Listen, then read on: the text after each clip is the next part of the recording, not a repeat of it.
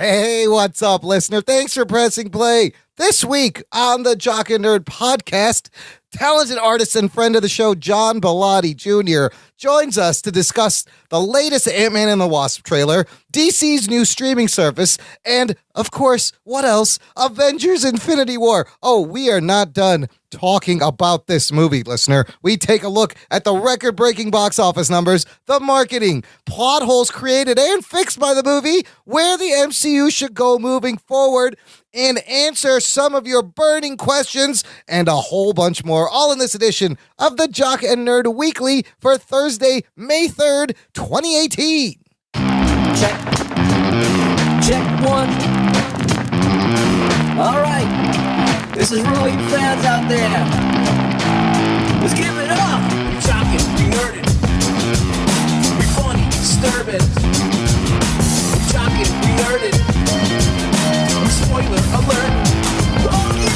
We talking, we nerding, we funny, disturbing. Oh yeah. I'm talking, we nerding. We spoiler alert. Give it up. That's right, listener. Get pumped. Welcome to the Jock and Nerd podcast. Jock and Nerd. My name is Imran. My name's Anthony. He's the Jock. He's the nerd. And he's the Rug Boy. What's up, Rugs? I'm pumped. Are you? I'm pumped. Yeah, me too. Get pumped, stay pumped, because also joining us is the man who made that clip famous. Mr. Me Too himself. Mr. Hashtag Me Too. Oh, shit. Look, when he's not painting sets for TV shows, when he's not pushing pixels together to look like Godzilla, he's on this podcast. Longtime contributor to the show. What's up, John Bellotti Jr.? How's it going? What's up, guys? I'm really pumped to be here. I told you not to talk like that. I can't resist. No, I'm not going to talk like that. I just had to. I had to usher it in.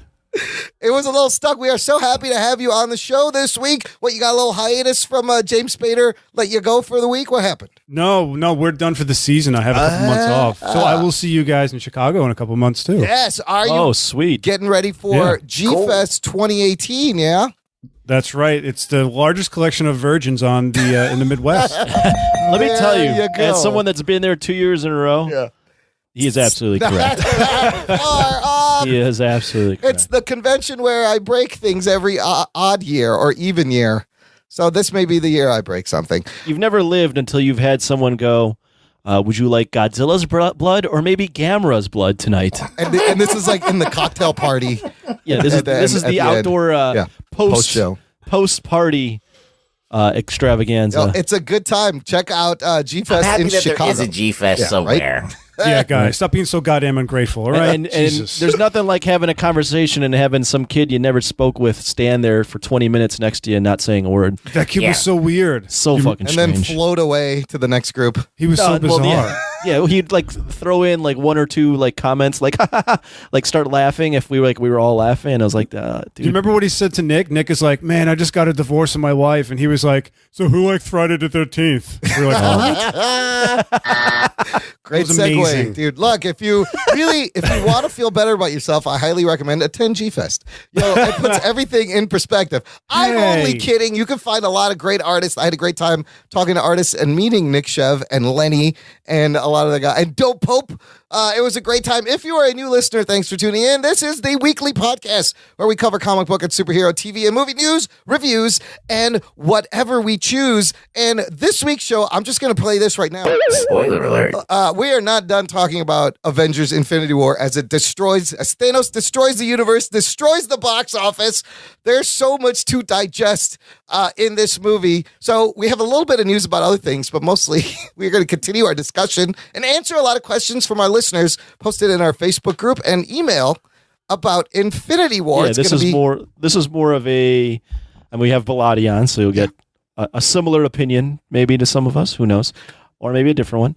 But then it's also kind of continuing the conversation with our fans this time. Absolutely. Yeah. Getting put in there what they had to say. This is fueled by the listeners. Yeah. But Bellotti, for the new listener, I want you to tell them. And there's going to be full spoilers. So that's why I you're played already the fucking warned. I played the spoiler. Did you? Yeah. I wasn't paying attention. Spoiler alert. Just right there. Nobody listens when I talk.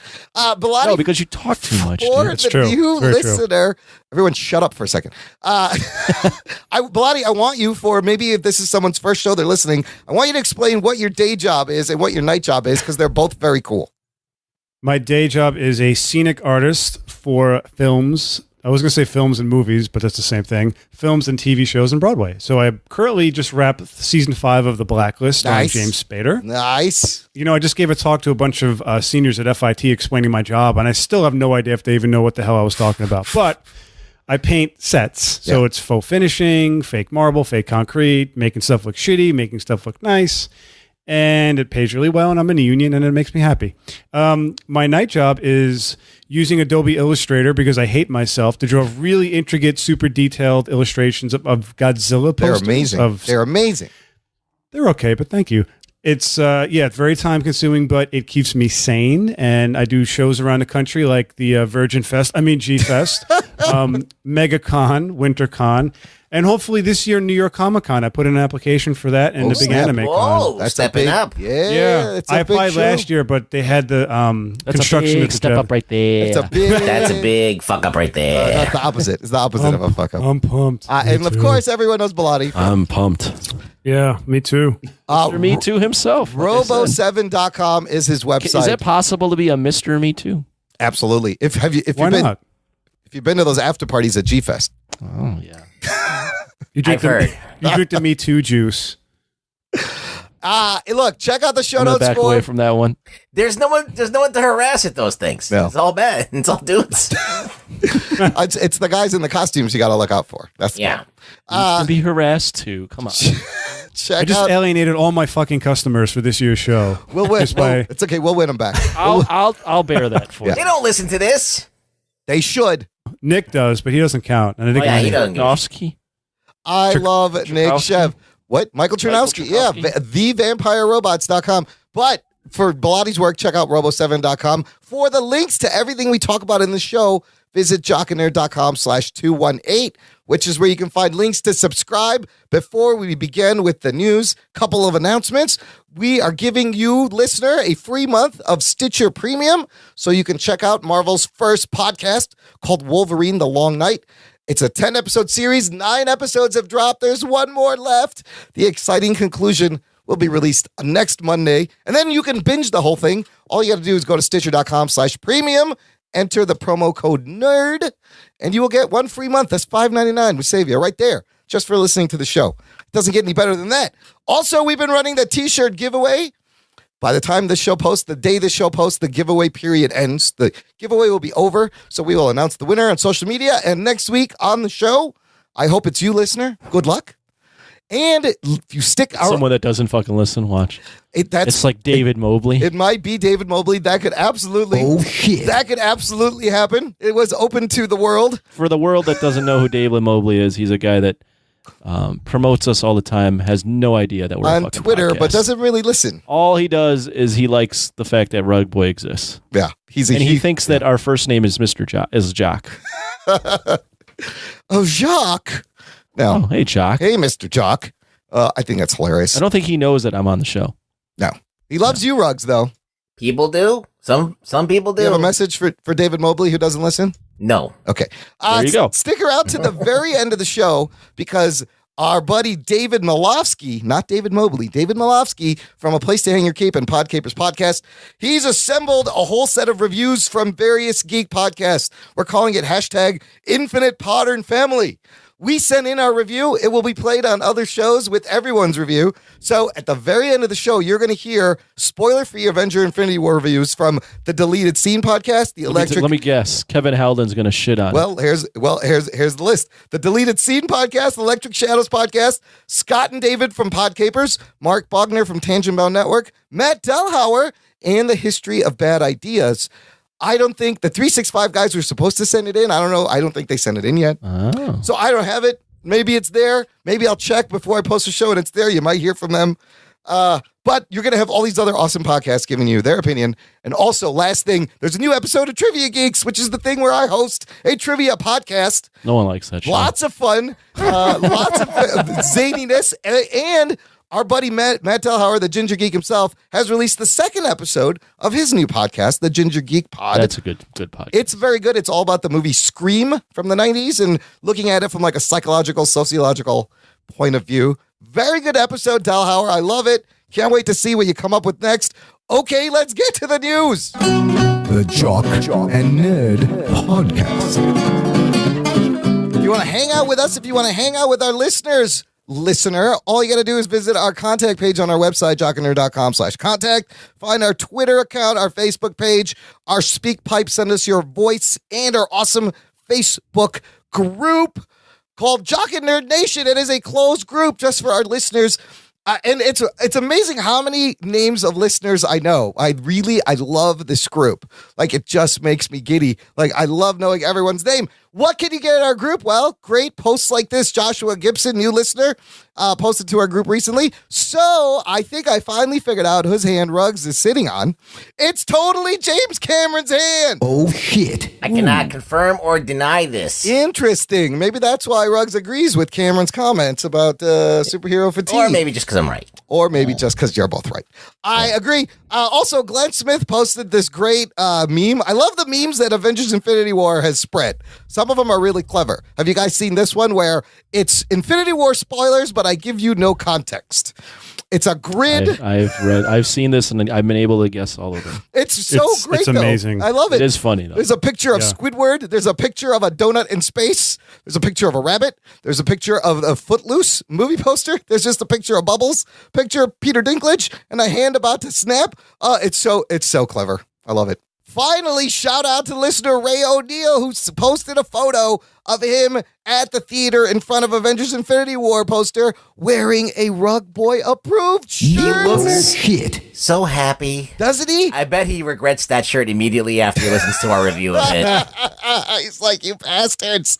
Yeah. I think you put that shirt on, and even if you've already showered, you automatically smell like BO. I also think that shirt just reverts you back to being a virgin if you weren't one. Yeah, you're not getting vagina in that shirt. We're selling the shit out of these shirts. Don't project your life. Or maybe that's just what happened to me when I put on the shirt. Don't associate Rug Boy with virginity. That's a sexy felty there, man. Yeah, I get laid. Yeah, I'd imagine Rug Boy gets it. I suppose. He's got all sorts of STDs. For some reason, girls love really disgusting people. How's that slack hole smell these days, Ruggs? A little bit like a little bit like hell. The beauty is all you got to do is spray some Febreze on there and you're ready to go. Yeah. Right on. Thanks, Ray O'Neill. Get yourself a shirt, listener. Be cool like Ray O'Neill. Just visit jockandnerd.com/shop. Okay, here we go. The big question of the week that I need to answer, I need to ask. Did Thanos kill me? Oh, shit. How do I find out? How does it work? Do I click on this and then it tells me if I'm dead? Did Thanos kill you guys? All you got to do is go to you spared me. .didthaноskill.me. Rug Boy was spared. I was not spared. Anthony, were you spared? I was slain by Thanos. Oh no, Bilotti, did Thanos kill you? I didn't do it. Click it right there. Click the link. Where? It'll tell you. Underneath the picture of Ray O'Neill, there's a link. I was slain by Thanos for the good of the universe. So was I. So basically, gang, this podcast is toast because Thanos killed myself. He killed the Jock and Nerd. He killed him. Shit. If Thanos exists, the podcast is Explain done. what this is. It's just Ooh, a fun I found it. I was spared. I was spared by Thanos. Oh, Okay. Bilotti was spared. All right, the I was podcast spared. is still Fuck toast. you all. The new host of the podcast will be Rug Boy and Bilotti moving forward. This just No one listen to that. It's No, just, it'll just be bad. two guys talking with their fingers, talking about food and Godzilla. It would be horrible. I would listen. The real news is You're Thanos dead. and Avengers destroyed the box office. Here we go. We have opening weekend tallies. Holy crap. You've probably seen this. These numbers are still crazy. It surpassed a lot of our predictions. Opening weekend domestic. Avengers Infinity War made $258.2 million. Yes. I see that you know your... That was the wrong button. Global total, $641 million. Oh, shit. It's higher. It's higher. Well, no, I read this is just for the 4-day opening weekend. Oh, no, it's up to 850 now. But I'm sorry, go ahead. So right now, But give us some context. And Ryan, what is that? What does 258 mean domestically? so it is the biggest opening weekend ever, all time for any movie. Geek Boner. It beat Star Wars Force Awakens. That was at 248. Passed that by 10 million. It is also the biggest global debut weekend for a movie ever. And it has not even opened in Russia or China. It opens in Russia today, actually. The day we're recording, it will open in China May 11th. So we're on May 3rd. Yes. Let's provide some context, though. Now, on May 3rd, now opened in 6-day Russia. total is 322. Domestic. Also, 857 worldwide, including the domestic gross. Unbelievable in 6 days. But let's put it in context. Yeah. 6 days. It's not beating Force Awakens in 6 days. No, 6 days. it's a little Force Awakens behind. is It's a little more than a little. Oh. It's 363. Is Force Awakens. This is at 322. So it is. I don't think it's going to have the legs Force Awakens had. Force Awakens was a $900 million movie domestically. Jeez, domestically. 936. Yes, that's right. How does it stack up with Black Panther? Black Panther is beating. Oh, okay. Black Panther was a 202 opening weekend. Dude, you know what's crazy? That movie is still out in theaters. Yes, Avengers was number 1. Black Panther number 5 this weekend. Unbelievable. I had a coworker that was like, "Yeah, since everyone's going to see Avengers, I'm gonna go see Black Panther." Yeah. I don't know what happened to me at the theater. What happened? I was talking to some dudes that I went to see the movie with, and there's an asshole outside the theater. Okay. And he's like, "Don't talk." But I'm like, "Don't talk about the movie. You haven't seen it yet." I'm like, "But why are you standing in front of I just saw you come out of the theater. You just saw something. What would you be watching instead of this movie?" So I was like fucking dumbfounded about that whole thing. He told me not to talk about the movie, but he just came out of the theater. So what was he watching? What the fuck was he watching? Did he go into the wrong theater? What's he? The week that Infinity War is out. There was nothing else out. Everyone was at Dude, the it was theater on for like Infinity every War. screen in the There's a fucking movie theater. called- It was It on really like 4 or was. 5 screens. There's a movie really called was. Disobedience. I don't know. I don't No. know. There's a movie called Traffic. Nobody was Fuck seeing you! that I'm movie. like, Yeah. you're in the theater during my opening weekend. This is Don't supposed to be a safe spoil- space for me. Yeah, go fuck yourself. Here's the race it needs to beat. Fastest movie to $1 billion. Star Wars The Force Awakens took 12 days to reach $1 billion. They are estimating if this movie by Saturday hits $1 billion, that would be 8 days and break the record to fastest to $1 billion. It's going to dominate again. I think it this can do weekend. that. I think it can The do movies that are coming out this weekend are Overboard, Tully, and Bad Samaritan. Like none of these Anna movies. Faris. No one's I gonna don't even know any of these movies. 6 days. This movie makes $850 million worldwide. I've never been so happy for a corporation to make $1 billion. Holy It's right? really like I'm very happy for them. I don't know why. It's sick. Where do you think this will finish? 2 billion? Close to 2 billion? Well, let's look at the comparables. It's like beating itself, though. Yeah. It's kind of like Yeah. weird. Like they just had the most with Force Awakens. Disney can only be beat Yeah. by Disney. Yeah, it's kind of like weird. Force Awakens made a little over is 2.068 million. Wow. So I don't know, 2 billion. I'm sorry. So it's 2 billion is tough. Wow. We'll see how this. I mean, this thing hasn't opened in China. Imagine if it opened in China also the same day. We'll see what happens. I think it'll beat Black Panther because Black Panther actually didn't do all that well in Asia. Yeah, I'm nervous about China. You don't think it'll be received well in China? No, What do it you just think? got beat out in Japan by an anime called Detective Conan in its second week. I saw that. You posted that on our Facebook Yeah. group. Is that a movie about Conan the Destroyer as like a Sherlock Holmes type No. detective? No. No, that's what I thought it was. I want to see that. Somebody make that a Conan mystery. It's called Kindergarten Cop. Oh yeah, that's right. It is I'm a cop, you idiot. not a Tuma. Yeah. So look, so like we said, Disney's just beating itself. And a lot of this is due to inflation of ticket prices. Because if you look at the top 10 highest grossing movies, all these movies occurred in the last 10 years, which is pretty crazy. And half of them are from fucking Disney at this point. Disney runs it, man. Disney is running the game. What can beat it? Well, is Avengers 4 going to beat this? Is Star Wars 9 even going to come close to beating this? What do you guys think? I mean, we're beating. How are we talking about something that's not even done with its I'm theatrical talking about run? the opening weekend. Can either of these movies beat There's that? nothing with star power that hasn't already been done before. There's nothing with name recognition that hasn't already been done before that people are clamoring for. Right. So, I mean, like, look, Superman, Batman, Wonder Woman, already out. There's no other big name, like Spider-Man's been done to death. Right.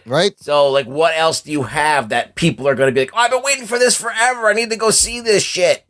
Like, there's nothing that's going to, and nothing that Marvel doesn't already own. Well, the only thing that is coming out right now that might, I don't know, I don't think it will, but unexpectedly, Jurassic World did a $208 million opening weekend. That's correct. Yeah, And that's the pretty big. sequel's coming out pretty soon. Yeah, that'll be interesting.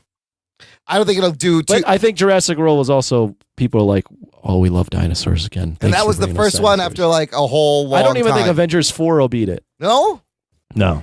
Unless they make the best Pokemon movie that ever existed, because that shit has a huge fucking following. Yeah.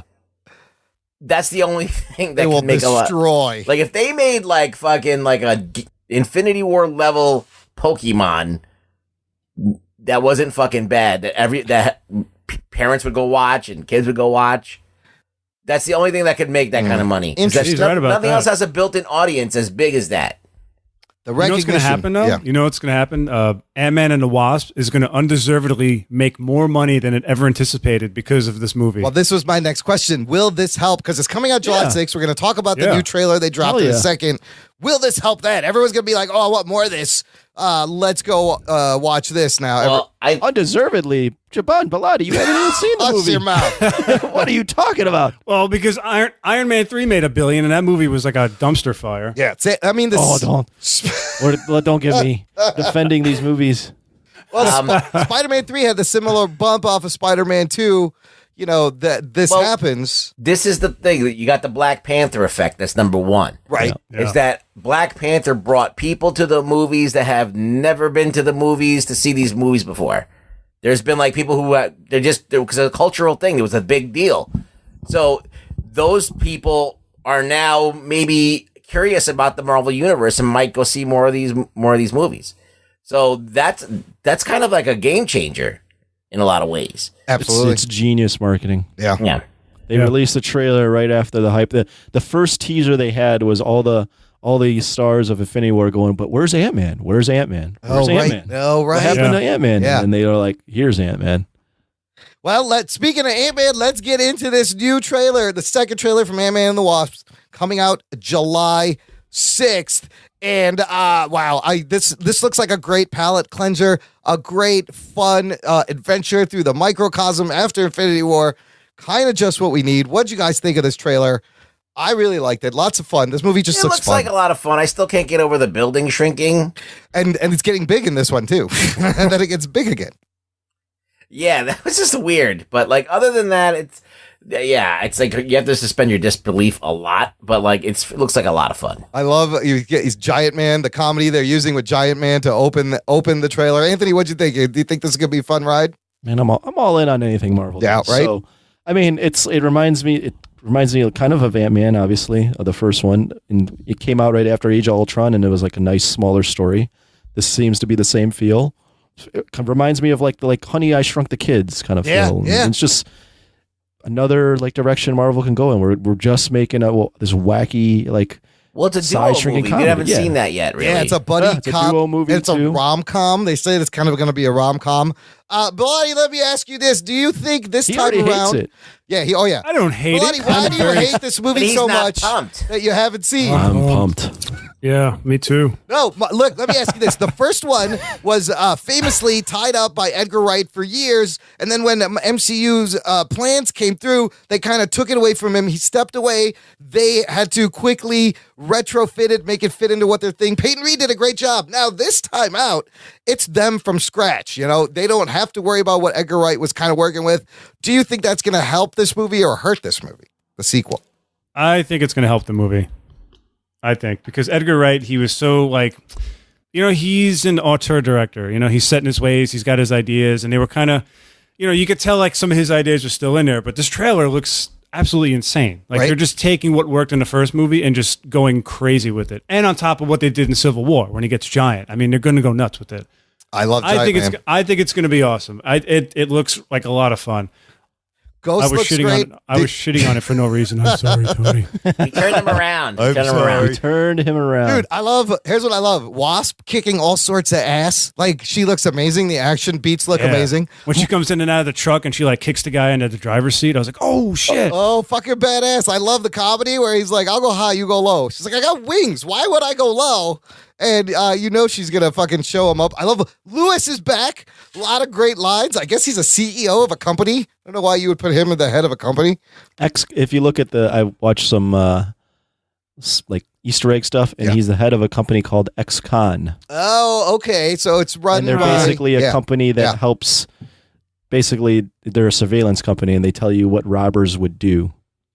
Okay. If they were trying to rob from you. Because they're all robbers at one point. Right. So. I think there's a similar, like, Astonishing Ant-Man, or there was a run in the comics where the bad guys formed a company similar to this. I love where he's like, we were just tiny. You see Lawrence Fishburne and they name drop Goliath, and you find out how big Ant-Man can get, which is way bigger than how big Goliath Them comparing their sizes. Their dick sizes. 65 feet is very big. Not their dick sizes, Imran. Come on. That wasn't a 65-foot dick joke. That's what I thought it was. Here's something interesting in the beginning where Cassie Lang, Scott's daughter, says, I wish I could fight bad guys like you.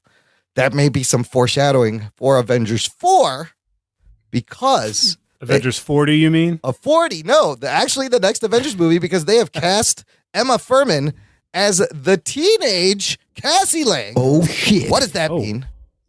Time jump. Time travel. I think a lot of people are going to be wondering when this occurs. I think they've established that Ant-Man and the Wasp occurs right after Civil War. But where exactly right after Civil War or closer to Infinity War? Could they be in the microverse during Infinity War? There's no way that they're going to bog down this movie, a comedy like this, with all this killing in the middle of the movie. With the concurrent... yeah. I think if anything, it might be a post-credit scene where maybe Ant-Man's hanging out and like his daughter or something disappears and he's like, okay, I gotta get involved. Oh shit. Or they're stuck in the microcosm when it happens, so it doesn't affect them. I actually got a quick theory on this movie. Okay, good. That's what I want. All right. Because the villain seems to be Ghost. Ghost looks cool, yeah. It's this girl that can phase through things. Yeah. It used to be a man in the comics. It used to be Patrick Swayze. It's not to be more Patrick Swayze. No. Yeah. And there's also who's the bad guy? The regular Walt Goggins. Walt Goggins. He seems like a henchman. He's holding the building in the trailer. Yeah. I actually think we might be in for a swerve on this. Oh, I could see that. And I think the main villain might either be Goliath or Michelle Pfeiffer's Wasp. Oh shit. Shit. So we know that because both these villains don't seem like all that cool. Or like Ghost main. Can phase through things, but I'm not getting that like this is the big most bad. intimidating person on this in there. Ooh, I like that. That's a good observation, Anthony. Yeah, because some of the story detail is they're going to go, and I think you see Hank Pym also in a craft in the microcosm going to look for the original Janet Van Dyne, and we will get into this later. I think we're all onto the fact that Marvel's trailers they're largely misdirecting in certain points on purpose. They do it really well. You can't trust what you see in the trailer with these movies. And I think audiences are catching on, and they may either like it or not. I personally think it's great because... So when you go to the theater, when you go to the theater, you're just expecting that the trailer to be horseshit, and so you don't know to be excited or not. Or you are given clues of what might happen that never happened. That's never going to happen. And it's just misdirect. It's just sleight of hand. I like it. Yeah.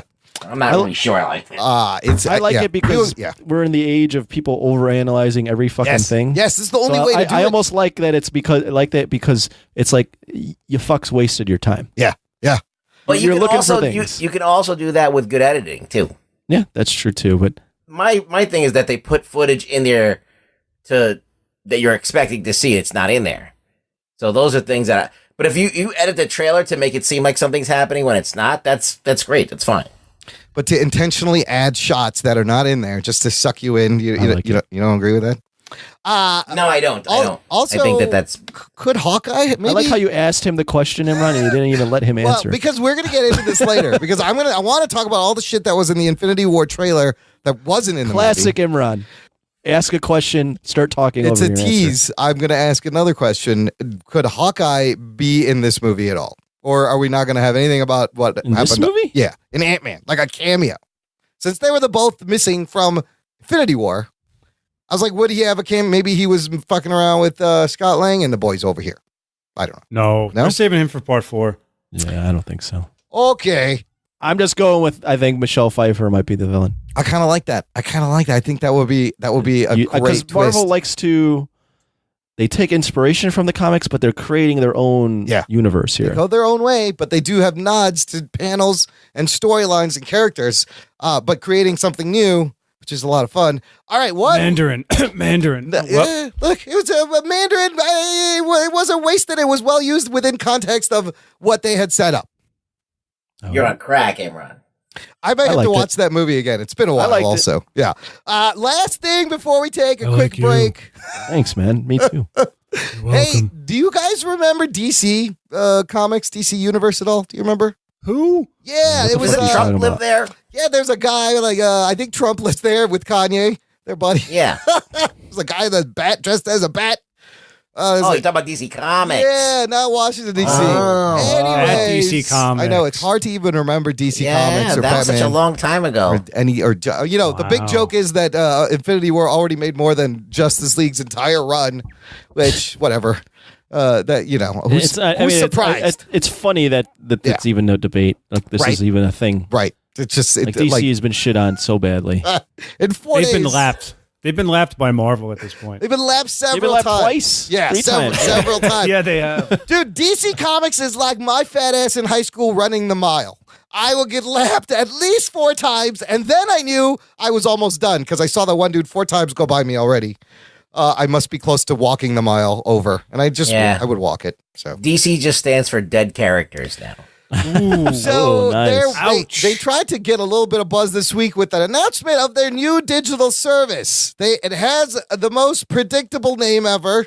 It will be called the DC Universe. Is the name of this digital service. It is launching with an animated Harley Quinn, animated Young Justice new season. I'm excited about Young Justice. The Outsiders live action Titans movie that's going to feature like Nightwing and Robin and Starfire. And something I totally geek boner about. I didn't know they were doing. They are doing a live action Swamp Thing show with James Wan as executive producer. Oh shit! That's amazing. Imran. Yeah. Are you not going to give any love to Young Justice? Young Justice is good. It's going to be good. We had Greg Wiseman on the show. Yes, you we dick. did. We did. Greg, he doesn't listen anymore. I'm pretty sure. So what? We did have Greg Wiseman way back when we didn't even know if it was going to get another season. Remember we asked him, and he was like, "Anything's possible. We might bring it back." Remember that whole watch it on Netflix campaign, and then it was very exciting. But Anthony, here's my question: are you excited enough to pay for this fucking streaming service on top of everything else that we need to pay for? No, because there's too many streaming services now. I don't think anybody should pay for There's anything. a lot of streaming services. I want to watch the Cobra Kai, but I don't want to pay for YouTube Red. There's too many. There's too many. I agree. There's shit on Hulu I want to watch. I ain't paying for that shit. Like, how many is enough, Anthony? Let's say they're like $12 for each service now. I liked it when it was Hulu and Netflix and then Amazon Prime, like 2 or 3. No. They'll consolidate. They'll consolidate eventually when it gets big enough. They're gonna they're gonna have to because none of these are gonna make enough money. No, it's gonna. It's more. I mean, if you get to answer Rug Boy, if you buy all of these, you're paying more than you might be paying for cable. Yeah, absolutely. And you're still gonna want cable. Yeah, because you're still gonna want that stuff. Like especially if you watch sports or something like that. Yep. That's the one thing that doesn't really have a live streaming thing until Disney maybe puts out its ESPN thing, but they don't have everything. I forget which league. It might be the NFL, but one of them's taking stuff to make their own streaming too. But yeah, it's already too many. I can see the NFL totally doing that. Totally, I could see them doing it. I mean, there's the 3 I named. There's the DC one. There's the CBS one, right? There's CBS All Access. There's Hulu, Amazon, Netflix. Then you can get the WWE has one. Get the that UFC one. You can has just one. have the HBO streaming app also. You can just have the Showtime streaming app. But there's just too fucking many. I think, and it's each major network's probably going to. Disney's going to do one. Yeah. Yeah. Oh, that will be the Disney one. And eventually when they make a new Marvel show that only shows up on that thing, I will have to pay for that thing because I'm going to want to watch the new Marvel show. What, all the new Star Wars shit is going to be on Disney's thing if you in Star Wars? How many does each of you got? Do you guys all have streaming services right now? No, now I just pay for Netflix. That's it. What about you, Ruggs? I got everything. You got everything. Wow. Cable. Holy shit. Really? Yeah. I only have not Netflix. everything, not the DC shit, but like Netflix, Hulu, Amazon Prime. You have the CBS one? No, not the CBS. I don't have that yet. But HBO? I got HBO, I got Showtime, I got Stars, I got the pay Spice for Channel. No, I'm kidding. It's a special. Are you going to add the DC one? Probably not, because this is a fucking shitload of money. Yeah. What about you, Bilotti? I have Netflix that we use.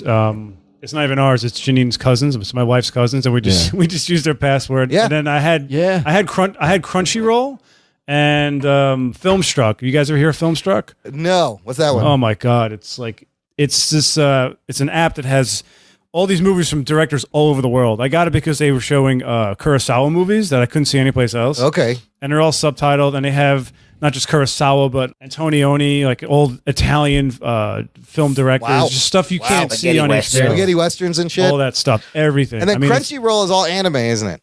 yeah, I was doing that for Dragon Ball Super. Now it's over, so I canceled it. No, I canceled. I share my Netflix with my sister, and then actually somebody shares their Hulu with me, so I can watch Hulu. And then I think my wife has Amazon Prime, so we could log into that. But it's all fractured. Like I am sharing with for Netflix and HBO as well. I don't know how long that's going to be around. Probably fucking expect that to go away once there's more and more. I hope it all. What'd you say? Consolidates. Consolidates. Yeah, there we go. Consolidate, yeah. I hope it all consolidates because I just don't see the market. Like There's it's going to be bust, like right? Yeah. There's going to be like a Disney sized company, like probably Netflix, and they're buys just going to everything. buy all these and just have them on there. I mean, it doesn't make any sense to do it otherwise. Who has time to watch all this shit? No, that's the You other guys? thing. Who's watching all this shit? I can barely keep up with what. I don't watch anything anymore, really. Well, it's like when cable TV it's like cable TV releasing all these channels, and it's like one channel for everything. And it's like there's only so much time in the day. If they would have done this before, but all this stuff's already been out. Yeah. So it's like they're late to the game. Like we've already seen like 5 years of DC on TV. We've already seen like Marvel shows. We've already seen all this stuff. Like we already know the formula. It's like there's nothing new that's gonna grab us unless you're gonna be doing what like Netflix does shit that on a level that they're not gonna invest. Like they did this Lost in Space. They did Altered Carbon. They fucking poured millions into those shows, and that shit like Lost in Space looks movie quality. All right, and they're not gonna do that with their shit. They're gonna try and make a buck. So they're not really investing the kind of money into this shit that they should be. I was just going to add that the Get Down and The Irishman, the new Scorsese movie, the fucking budgets on those. Yeah. The Irishman alone has a budget of $190 million. Wow. That's the highest budget Scorsese and that's just ever a had. movie. That's just a movie. And because all the actors like Pesci and De Niro are so old, right. I heard that a lot of the guys that do on-set stuff, like on-set carpenter, on-set painters, they were bringing in like $3,000 a week extra on all the overtime and meal penalties they took because the shooting days were like 18-hour days. Oh, Jesus. You know how much? I mean, that's insane how much money they were spending on this Wow. thing. Same thing with the Get Down. They were throwing money at these sets and everything. I mean, Altered Carbon, I think, is the most expensive Netflix show they've done so far, and it shows. So, okay, real quick, no one's excited about Swamp Thing with James Wan producing Swamp Thing live action? We've already seen Swamp Thing already. Yeah, Is but it's live action? it's live action. Last time we saw him was in the 90s. We haven't seen him live action in a while. With CG and stuff, maybe. yeah. I don't know. I'm kind of excited for that. I'm still not paying for it, so whatever. And also that Metropolis show they'll probably put on there, but That Titan show they were talking about for a while now. I know where it's coming. yeah, that's where it's going to be. They got That's where it's logos gonna- for all this. I mean, it's not the fact that I'm not excited for these shows. It's like I'm not excited for the fact that I'd have to buy another fucking subscription service to watch them. Yeah. Good luck, DC Universe, trying to get some subscribers. Young Justice is one of my all-time favorites. It is great, and I want to see the Superhero new TV season. shows. Yeah, I kind of want Probably to see the what only happens. thing that I would really, animated DC movies are always great. So, Young Justice and Harley Quinn, I might be interested to check those out. The Harley Quinn one I heard is like adult. It's like R-rated adult. It's going to be an adult one. So, Whoa. yeah, I like that. Hot. Okay, look. Wowie zowie. Wow, Sally. Wowie zowie. Look, we're going to take a quick break, play some promos, come back, and talk more Avengers Infinity War theories, questions, what's next. All of that coming right up right after this. After these messages, we'll be right back. Do you like superheroes? Do you like movies, television shows, and comic books? Do you like listening to a guy rant about these things for hours on end? Well, then you're in luck, because you need to check out Podcapers, the official podcast of A Place to Hang Your Cape. Featuring me, Scott James Meridew, we'll be talking about a variety of geek and nerdy issues, joined each week by a rotating panel of guests that will try to contain me. Jokes on them, I cannot be contained. So please join us on Podcapers, the official podcast of A Place to Hang Your Cape, where superheroes go to relax, but I never do. Cue the music!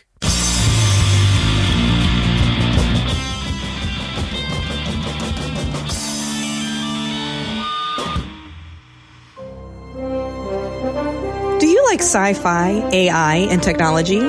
Do you enjoy going on tangents and down random rabbit holes of a subject? Then join me and my friends each week on Brokebot Mountain as some artificially intelligent people attempt to walk through a maze that explores themes of existence and free thought in sci-fi TV, movies, and books. The conversations are unique and bring an unusual perspective to the genre and can literally go anywhere. And we do mean anywhere. You can find us at blazingcariboustudios.com or look for Brokebot Mountain on iTunes, Stitcher, and Google Play, or anywhere you listen to your favorite podcasts.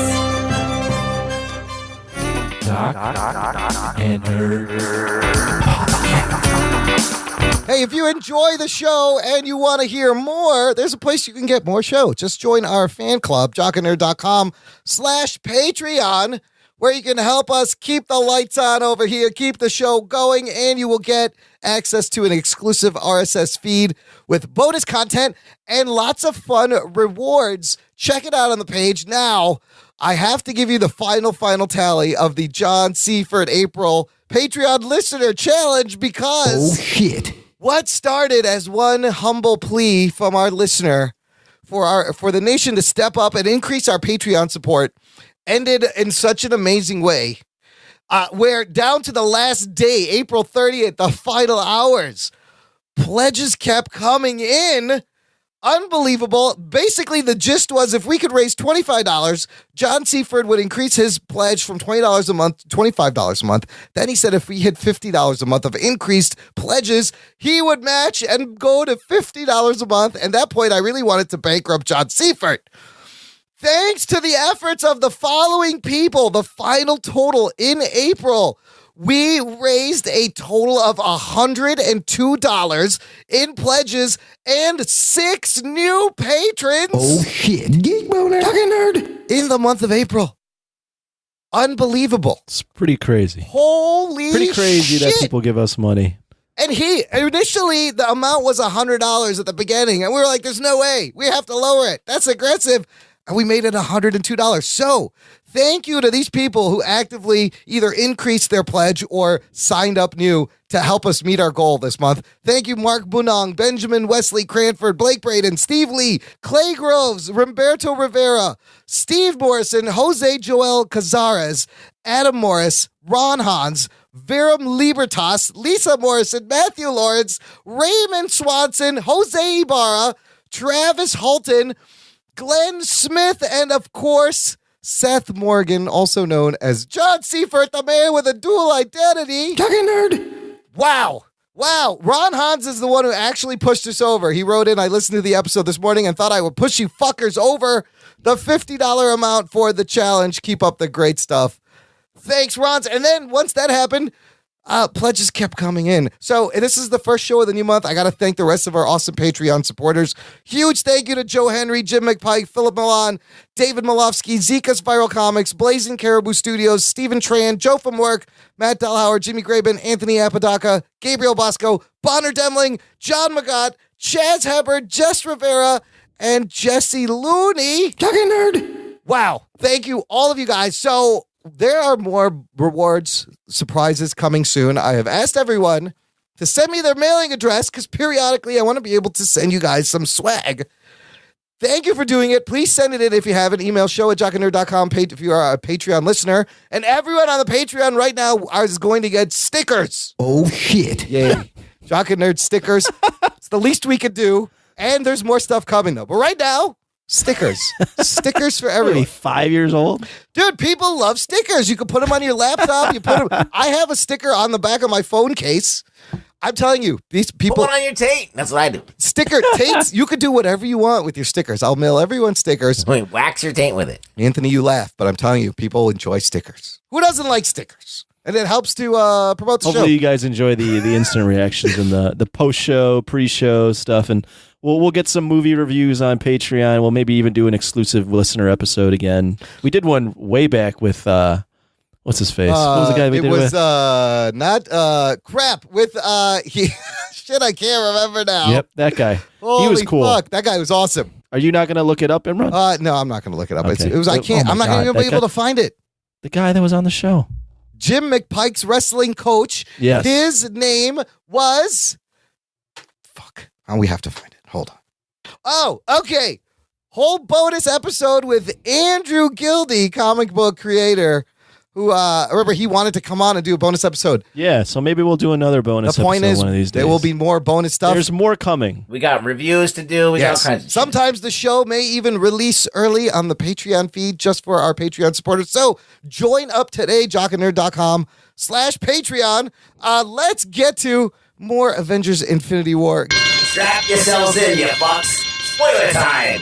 Bilotti, why don't you give us your quick overall 2-minute review? What did you think? And how many times did you see it? How many times has everyone seen it so far, first of all?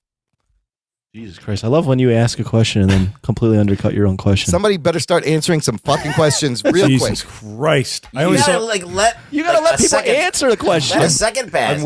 I'm way too excited to do that. Anthony, how many times have you seen this movie now? Okay, so now we're skipping over Bilotti. No, we'll get back to okay, Bilotti. fine. 4. 4 times. Oh, shit. All right, I saw it twice. Ruggs, how many times have you seen it? 2. Bilotti, how many times have you seen it? first thing, I've only seen it once. When And the what did movie you was think? over, I said, holy shit, Marvel, mission accomplished. You did it. I mean, holy shit, they did it. They pulled it off. You know how hard that is? Just to get those actors in a room together? Holy shit. Yes, the movie has problems, and you guys all made very valid points. But I can't explain the emotions that were going through not only my body, but my brother, my sister-in-law, and my wife's body watching this fucking movie. Like, Wow. what the hell? The scene where Peter Parker is hugging Tony, I was like, what the? Why am I crying? Yeah. I'm crying for a character I don't even like. But That's awesome. yeah, it actually made me appreciate the MCU Spider-Man because at that point I said, okay, fine, this is the Spider-Man there. It's just him and Tony. That's Yeah. it. That's his Uncle Ben. That's what they're going with. It's Okay, father, I'll son. accept it. Yeah. Exactly. But I mean, God, the high points: Cap's entrance, Thor's re-entrance. Oh my God. Oh my God! I when Thor comes back with the Stormbreaker, I fucking clapped like a little girl at an Elvis concert. I believe that. I started shoving my brother because he was next to me. I'm like, Bob, fucking clap, it's Thor. And what I didn't realize was my sister-in-law was like snuggling him. So as I was shoving him, I was shoving her at the same time. You're And she was wrestling like, her "Oh, head.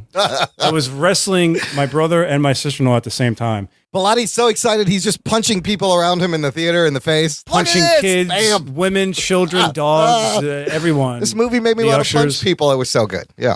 I need to see it again. I really need to see more than once because I saw the first Avengers 3 times, Yeah. and I just think I need because I keep telling my brother like we have to see it again. He's like, no, I think no. it's a good idea to see it again. Absolutely. No, I have to see it again because I just wanted it to just sort of sink in. I wanted to process it, and yeah, I knew a lot of shit going in because I have a friend that works on the film. But even then, the shit that he told me wasn't in the movie because when they filmed this movie, even he was because I just talked to him the other day, and he's like. Yeah, he's like, I saw when they killed Heimdall on set. I didn't even know they were going to use the fucking scene. And he's Wow. like, they film stuff. He's like, I don't even know what they're using half the time. So even on set, they keep things. He said he does like the pyro, he's the on-set pyrotechnician.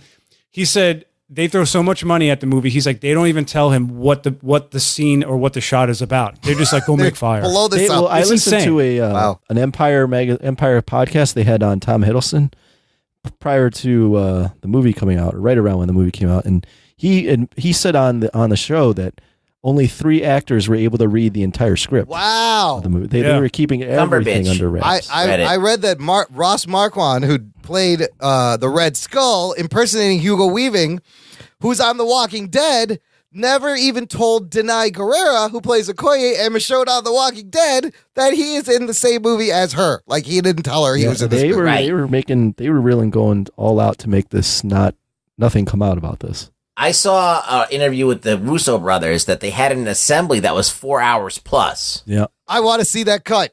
I would No, too. they said it's not a cut. They just said they assembled all the footage. Oh. And they were trying to decide what. I don't think that a lot of the stuff was fleshed out. So there's at that okay. point. Yeah, it's just They putting just everything in like Had where it would be. ideas that they had filmed. So there's like an hour extra of footage that never got used. Yeah. And then stuff that's in the trailer. We'll get to that. That's not in the movie. But right away, look, we didn't in our review. Listener, if you have not heard a review, go back last episode. We had a great discussion. But we didn't give credit to the people who deserve credit, which are the comic book creators themselves. Thanos, created by Mike Frederick and Jim Starlin. Jim Starlin is the name here to remember. First appearance of Thanos, Iron Man 55 in February 1973. And then the movie is loosely based on Infinity Gauntlet, written by Jim Starlin and penciled by George Perez, Ron Lim from 1992. And the storyline Infinity by Hickman in 2013. Loosely combine both of these stories to give you what we saw on screen. But those things were great. And I got to tell you, I never read Infinity Gauntlet because in 92 I wasn't really into their cosmic stuff. Todd McFarlane was drawing Spider-Man. That's all I cared about, and X-Men maybe. So the great thing about this MCU is they've got me invested in characters that I never read about, that I was not interested in reading. I didn't care about Iron Man or Captain America comics or Infinity Gauntlet Cosmic Event.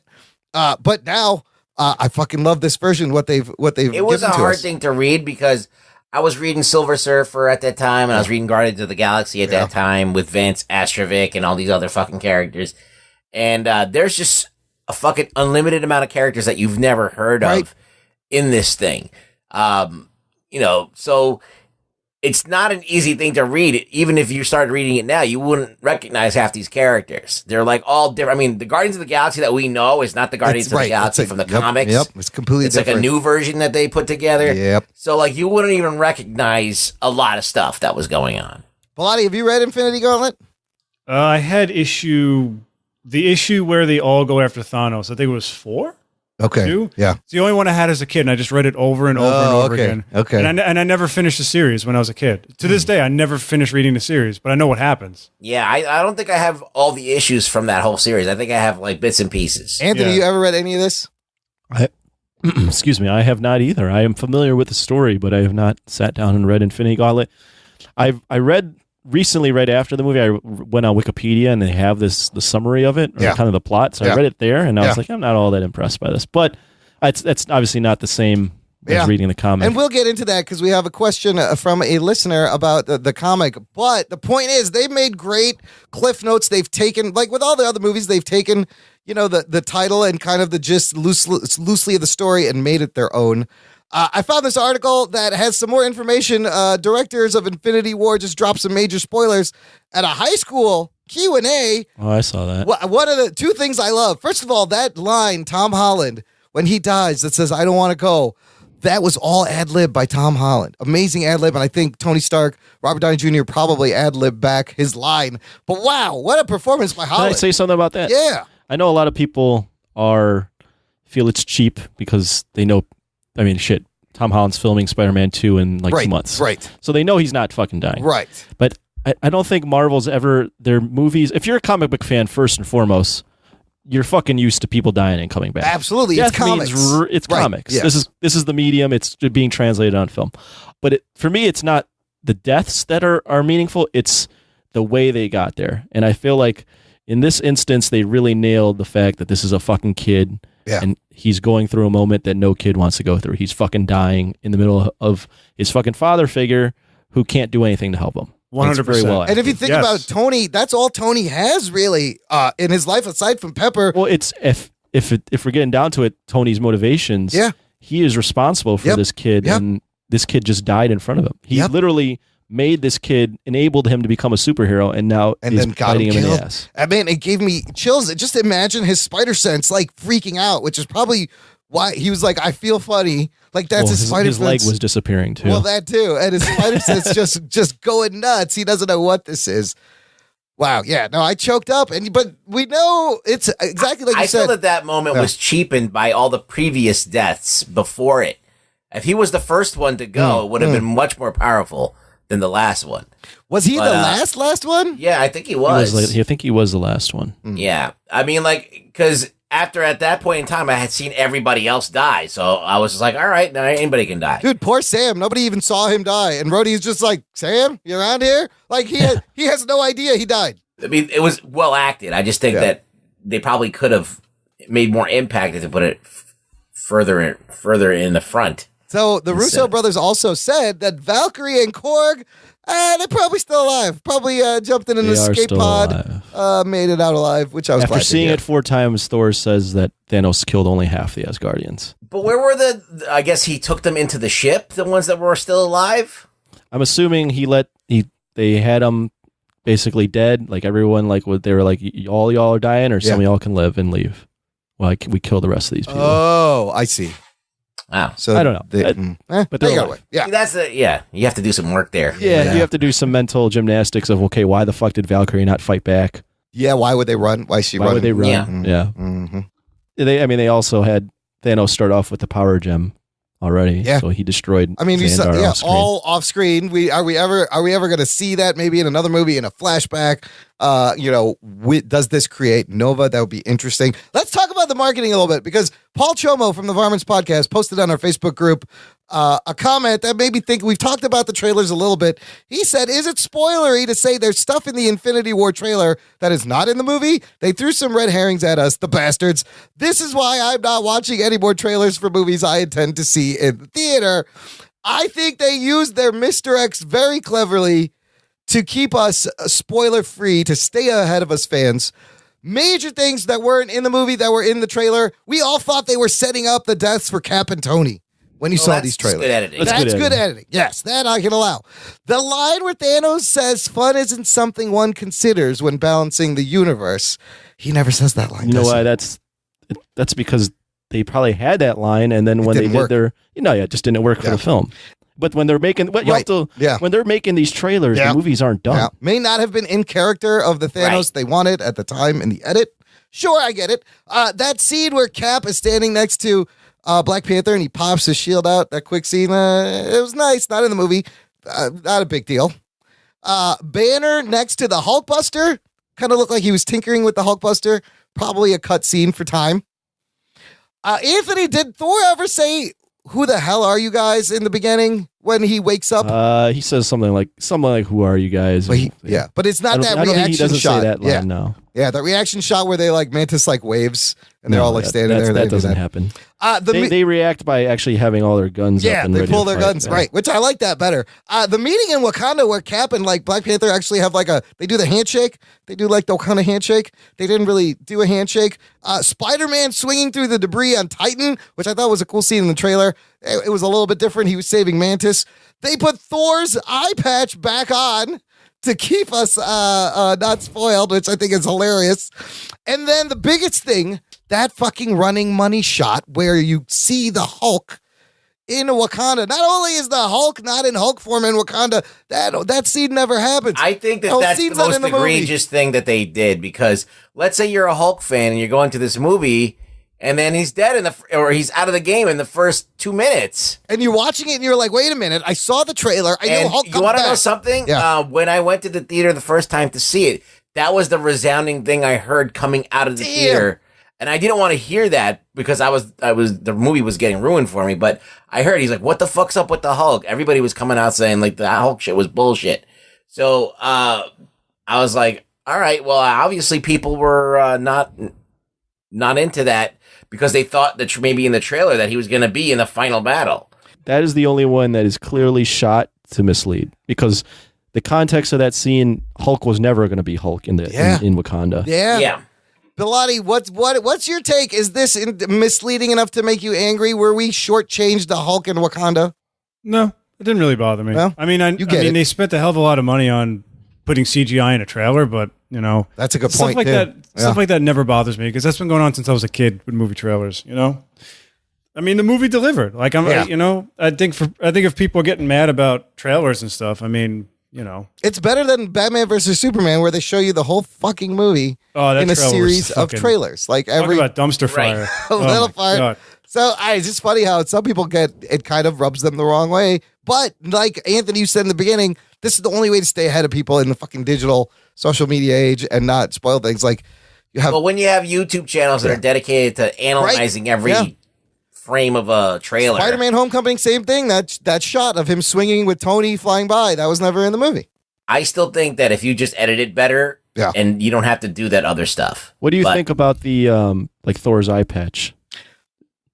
Rugs. Do I think that doesn't really change anything? No, I'm not saying that this is the same thing. I'm saying like them putting like the shot of him landing on the bridge. He had two eyes, but obviously in the movie it's one-eyed. Do you mind that where they take out like little details like that? Like they also took out. There's numerous scenes in this where Thanos is Wakanda and he still only has two gems. When in the movie they he has took all out the the gems. two. Well, see, I like those kind of edits because that now they're really like. I think that if it's something like. If it's something that doesn't change anything about what, if you're going to go see the movie and Thor has one eye or two eyes, it doesn't really matter. Thor is in the movie. Mm-hmm. But if you're going to the movie thinking that, Hulk's going to fuck some shit up in Wakanda and then he doesn't, then you're going to be like, you're going to have that feeling of being like, oh, that's fucked up. I thought this was going to happen. And it's not happening. Bilotti, didn't you want to see Bruce Hulk out of the Hulkbuster suit when he got swarmed by the Outriders? How fucking Didn't sick. you see a toy that they had, the Hulk busting out of the Hulk? Yeah, the Funko Pop. I feel like that may have been in the movie at one point, and they. No, I don't think so. I think they lately. Someone mentioned this on the group, but lately they've been releasing the toys, and people are thinking this is a spoiler, and the toys are not spoiling. It's completely different. They're just different. Things. Yeah. The Hulk thing, I did notice the Hulk thing. That was probably the only thing that I was like, wait, I thought in the trailer Hulk was like in the battle. But I mean, it was kind of interesting to see where they're going because I think they said that, who is it? Kevin Feige was talking about Hulk having his own 3-movie arc, and this being the middle of the arc. So I'm kind of. I remember seeing that. Okay, if this is the second movie, so we need the redemption story, him to come back.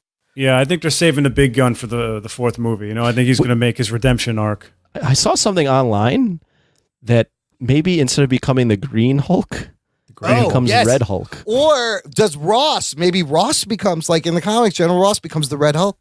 Maybe I Ross know it's becomes Ross the in Red the Hulk. comics, but Marvel doesn't give a fuck. They'll do whatever You they think want. they would make Bruce the Red Hulk? Why not? They made War Machine. They made Iron Patriot Rhodes when in the comics it's Norman Osborn.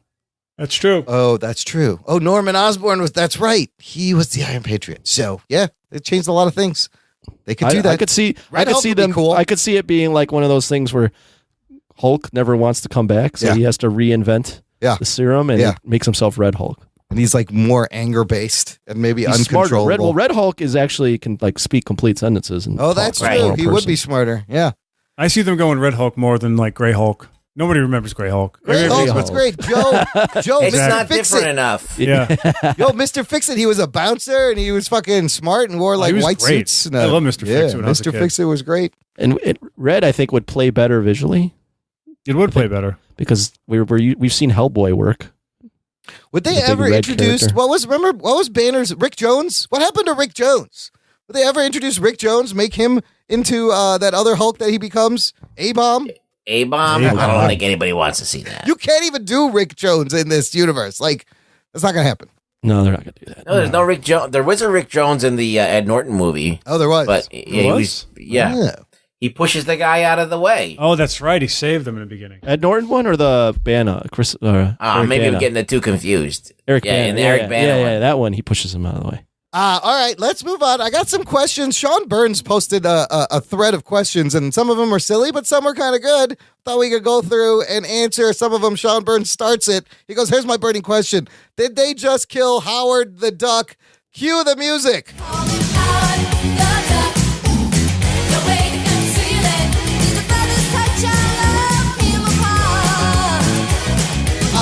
Which is kind of a joke question. Do you guys think Howard was the half Thanos killed? He could be killed. He was on Contraxia, remember? In Guardians of the Yeah, but it doesn't matter. Yeah. Half of the universe, he could be on the table of being. Chris William asks, why didn't Thor cut off Thanos' arm? So there's a lot of people asking. Dylan McCandless follows up Are we with... answering these No, questions? but here's the follow-up. He says, or Iron Man, since he can spawn things from his new arbor, or Doctor Strange, who surely could have cut it off using a portal like Wong did to Cull Obsidian. I have been asking myself the same question. Hell, Wild Mantis had him sedated. Just cut the dude in half and remove the gauntlet at your leisure. Good points. Those are good points.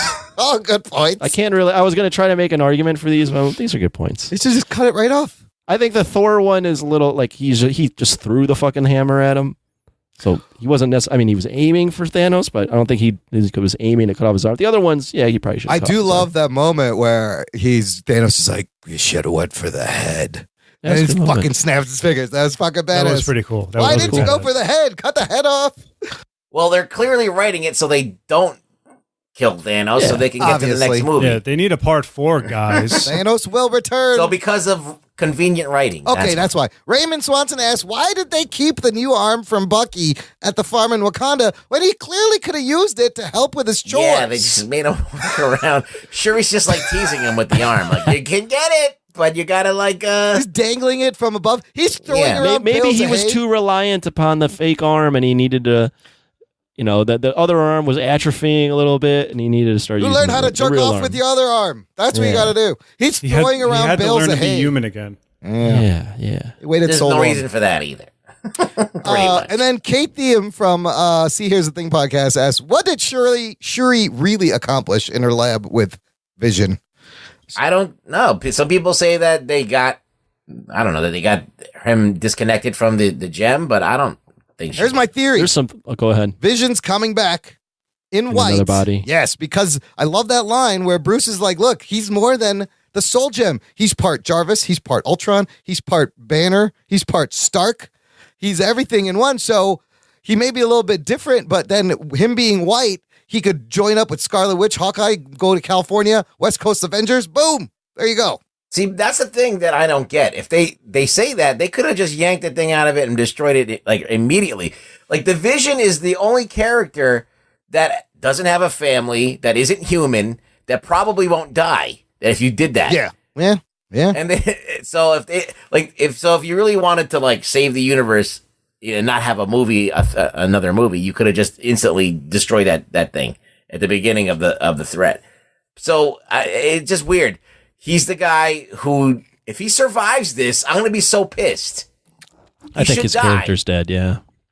It's better if he's dead, because otherwise, if he comes back, they could have done it the whole time. I think they've written his character that this is his end, because he had the redemption of killing one of the fucking Corvus Glaive. Right. He gets to profess his love to Wanda. Scarlet Witch, Yeah. Wanda. Yeah. She sacrifices him and gets to kill him and make the right choice. They rewind that. Thanos kills him. Like, there's nothing left for that character to do. Bilotti, do you think the pre-snap deaths are going to stick moving forward? Some of them are and some of them aren't. I'm not at liberty to say. Whoa, what the fuck? shit. What do you know? I'm not telling you anything. I can't say Well, shit. look, now that I've had a week to think about it, here's my theory. I think Heimdall definitely stays dead. Loki stays dead. I think Vision comes back rebuilt by Shuri because she may have downloaded enough of his shit on her computer in Wakanda. And I think Gamora is trapped in the Soul Stone, and we may see her later in Guardians 3. So who's dead? Only Loki and Heimdall, I think, will be the actual deaths. Okay. That's my theory. I could see that. I could see them going the other way too and keeping Vision dead and Gamora dead. I mean, I think you're definitely gonna. I think you'll definitely see Gamora, the actress Zoe Saldana, in the Soul Stone for sure. Right. Then Soul. I don't know if she necessarily comes back. I know last week I was like, I don't see how they make a Guardians movie, but I really think that the actress is gonna be busy with Avatar. But you could do flashbacks too, and you could do flashbacks, and I think you could do Soul. You could add another layer to Star-Lord's character for the next film, where he's dealing with I kind of like that. Yeah, have him having this loss, how he deals with it, how he continues to carry on. That shit would be cool. Okay, here's one more question that I asked. That I was wondering. Now that he's made Stormbreaker, does that mean Horseface Thor is coming? Is this the coming of Beta Ray Bill in the next Thor movie? Perhaps that would be. Why would he? Because that's his weapon. But it was never forged. But Stormbreaker traditionally belongs to Beta Ray Bill. It does, but in this universe, it wasn't could be Beta Ray anything. Bill's. Yeah. They did. Did you ask this after he Thor Ragnarok? Because his face is in Thor Ragnarok. His face is in Thor Ragnarok. No, it was that, and then Stormbreaker, and I was like, Beta Ray Bill, bring it, Beta Ray Bill. I don't Unless Thor gets Mjolnir back, he doesn't get that. Yeah. I don't think you're getting a Beta Ray Bill movie. No. Then again, I didn't think you would ever get a Guardians movie. Right. But right. I mean, I think you could. I don't know. You could do it in another Thor movie. All right. I say it's slim to none. Let's dive into some plot holes, because what this movie does is it fixes some plot holes that have been created in the MCU, but it also creates more plot holes or plotholes, depending on how you pronounce that word. what? Plotholes. Oh, I put the space in the wrong place. That's my fault. That's a typo. Okay. Plothole number one. Bilotti, I'm going to ask you this question. Okay. Why would Gamora go to nowhere and risk being that close to Thanos if she had a secret that she knew he can't get? Why wouldn't she have gone with Thor and Rabbit and Tree to forge the thingy? I have no idea. I couldn't figure that out either. Okay. I got one. All right, I got Anthony, the answer for you. You give me the answer. She was trained by Thanos, and you notice immediately she goes for that throat punch that he used on Hulk. Stabs her in the neck, yeah. Or stabs him punches him in the neck, punches him in the neck, and then stabs him. Yeah. Maybe she thought she was the only one that knew how to kill him. That could take him down. Yeah. And he kind of played into that. He played into it. Yeah. Interesting. Okay, here's the big question. I know Ruggs may have also had this question, Ruggs. Why wouldn't Thanos, with all his increased power, just increase resources instead of cutting half of the population? That's one way to go about it. You could do a million things other than killing everybody, but I don't know. But he's a mad Titan, not a reasonable Titan. Well, he's not really a mad Titan in this. In the Marvel universe, he's the mad Titan. He's in love with death. He's a nihilist. Which is why is why the killing makes sense. He's doing it for death, because death. There was too many people living and not enough people dying, and death was like, oh, that's the source of her being. So she needed that to be balanced, and Thanos was like, I want to impress you, so I'm going to do this. But he had this plan before he met her, too. But he also did it to woo her. Yeah, well, he was already a nihilist and a guy who liked killing people. Right. In this movie, he seems to be sympathetic. He wants to. He keeps telling Gamora that everybody's happy that whenever that tragedy happened to that planet or whatever, and everybody is. When he killed off half the population, and now they're all better, and this is his vision, this is his way of actually doing good and everything, but nobody understands him, and he's the only one with the balls to do it, what needs to be done. Yeah. So he is not a nihilist. He's something else. He's something like he's a person who thinks he's doing the right thing, but doesn't realize that it's wrong. But at the same time, if you have a glove that can make anything happen, right? There's a million things. You can make people sterile up until they're 40, or something. The million things you can do. It's just easier and cleaner to just kill half the people, just randomly. More efficient. Yeah, it's more efficient. He's not doing all that in his thinking. head. Yes, he's not gonna fucking bother with the accounting of who goes and who stays and why. Yeah, but just nothing changes. Boom. That's the thing. I said last time. Nothing changes. Like the people who are polluting shit are still gonna. Half of them will still be left. Like it's like all of these problems. Like the minute half of these people fuck, like within 3 or 4 years, it's already undone. So it's like it's a temporary. But you know what's fix funny is like nothing will really solve that, because increasing resources also tends not to work, because there's still shitty people stealing resources. We're still overpopulating. There's still the same percentage of people suffering. There's people taking. So you have to get rid of the takers. You got to take. And that's what I said last time. And this fucking novel that you put out there pretty much backs me up 100%. Anybody read this book, Ishmael? This is why I put it in here, because this is a weird philosophical novel about a guy who answers an ad in the paper. It says, looking for someone who wants the answers to life, come to this address. This guy goes to this address. Inside is a room with a glass window, and there's a gorilla sitting in this room.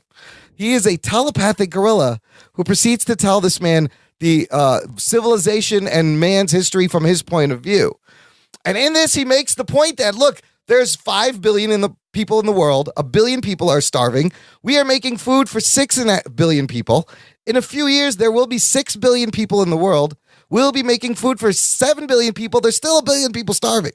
As you increase this, you can make more food, but the percentage of starving people remains the same. It doesn't work also. Yeah. So that's what I was saying. There's people who take and people who don't. And by having the population indiscriminately, you're not changing anything. There's still going to be that population that doesn't give a fuck. Yeah, there's no easy way to fix the fucking universe. Okay, here's a great one that a lot of people had questions. Kate Thiem starts it out asking on the group, is the Infinity Gauntlet toast and the stones after that magical snap? Dylan McCandless says, when exactly did E3 make the gauntlet for Thanos?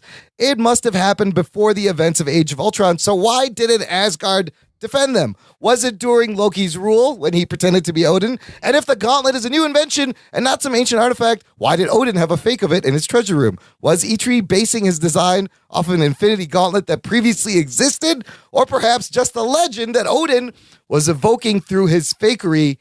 This is a great plot hole they've created. When did he make this is a weird plot hole you can't avoid. What is it, Anthony? It's very hard. You can't really explain it. The reason it happened is because when they made Thor, they were putting in the gauntlet as a nice little Easter egg. Just to be in the background. Just to be in the background, not knowing that eventually this would be the centerpiece of their storyline 2, 3, 8, or 6, 7 years later. Because if you don't remember, at the time, Avengers was considered a huge risk, and people were like, how are they going to do this? How can they bring in this many characters? It wasn't the sure thing that everyone thought it was. That movie was going to make or break them at that moment. Right. So Thor, it was basically an Easter egg in Thor, and then that wasn't planned to be the main basis of a movie 8 years later.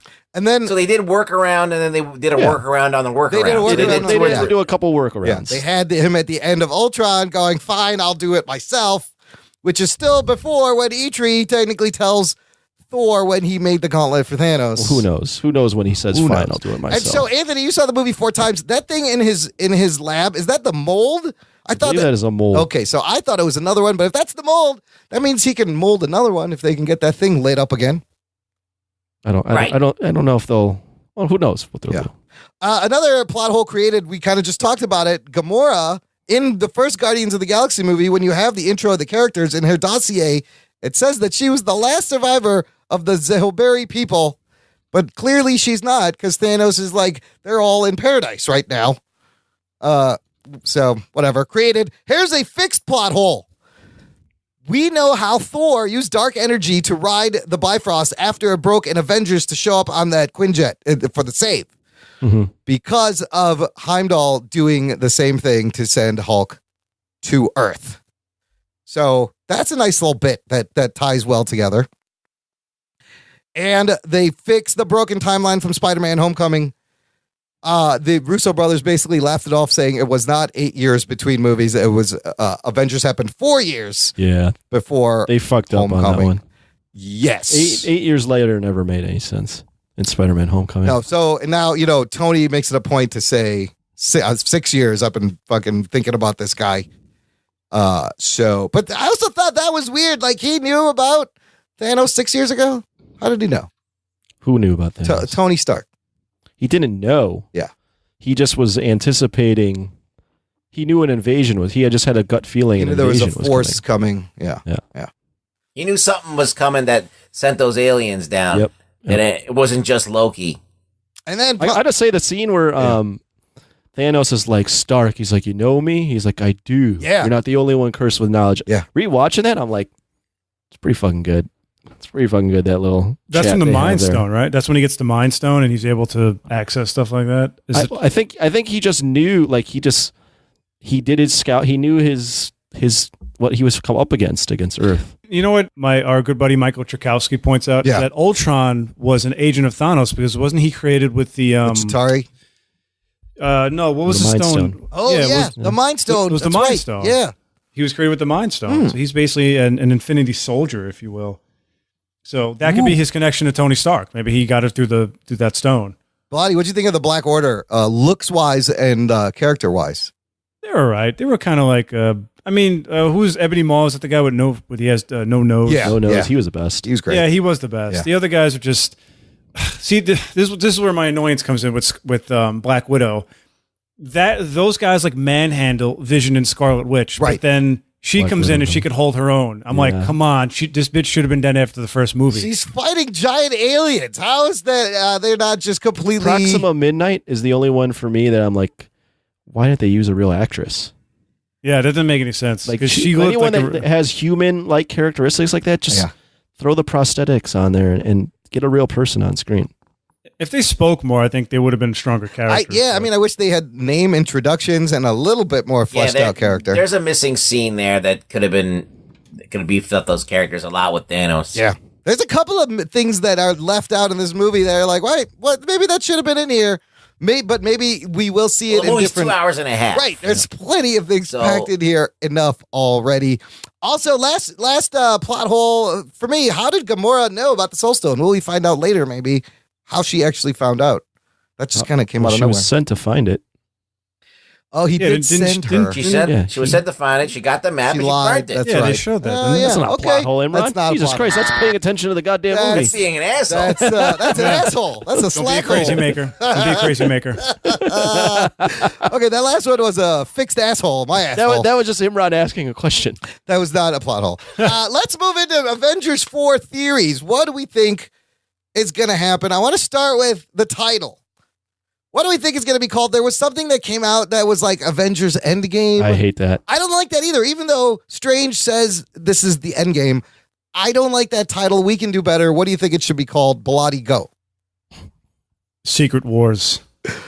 I think it should be called Avengers 4, What Hawkeye Was Doing. And it's just like his point of view of what was happening. Where the fuck was Ant-Man? Yeah. How about, Ruggs, what do you think Avengers 4 should be called? Oh, I don't know.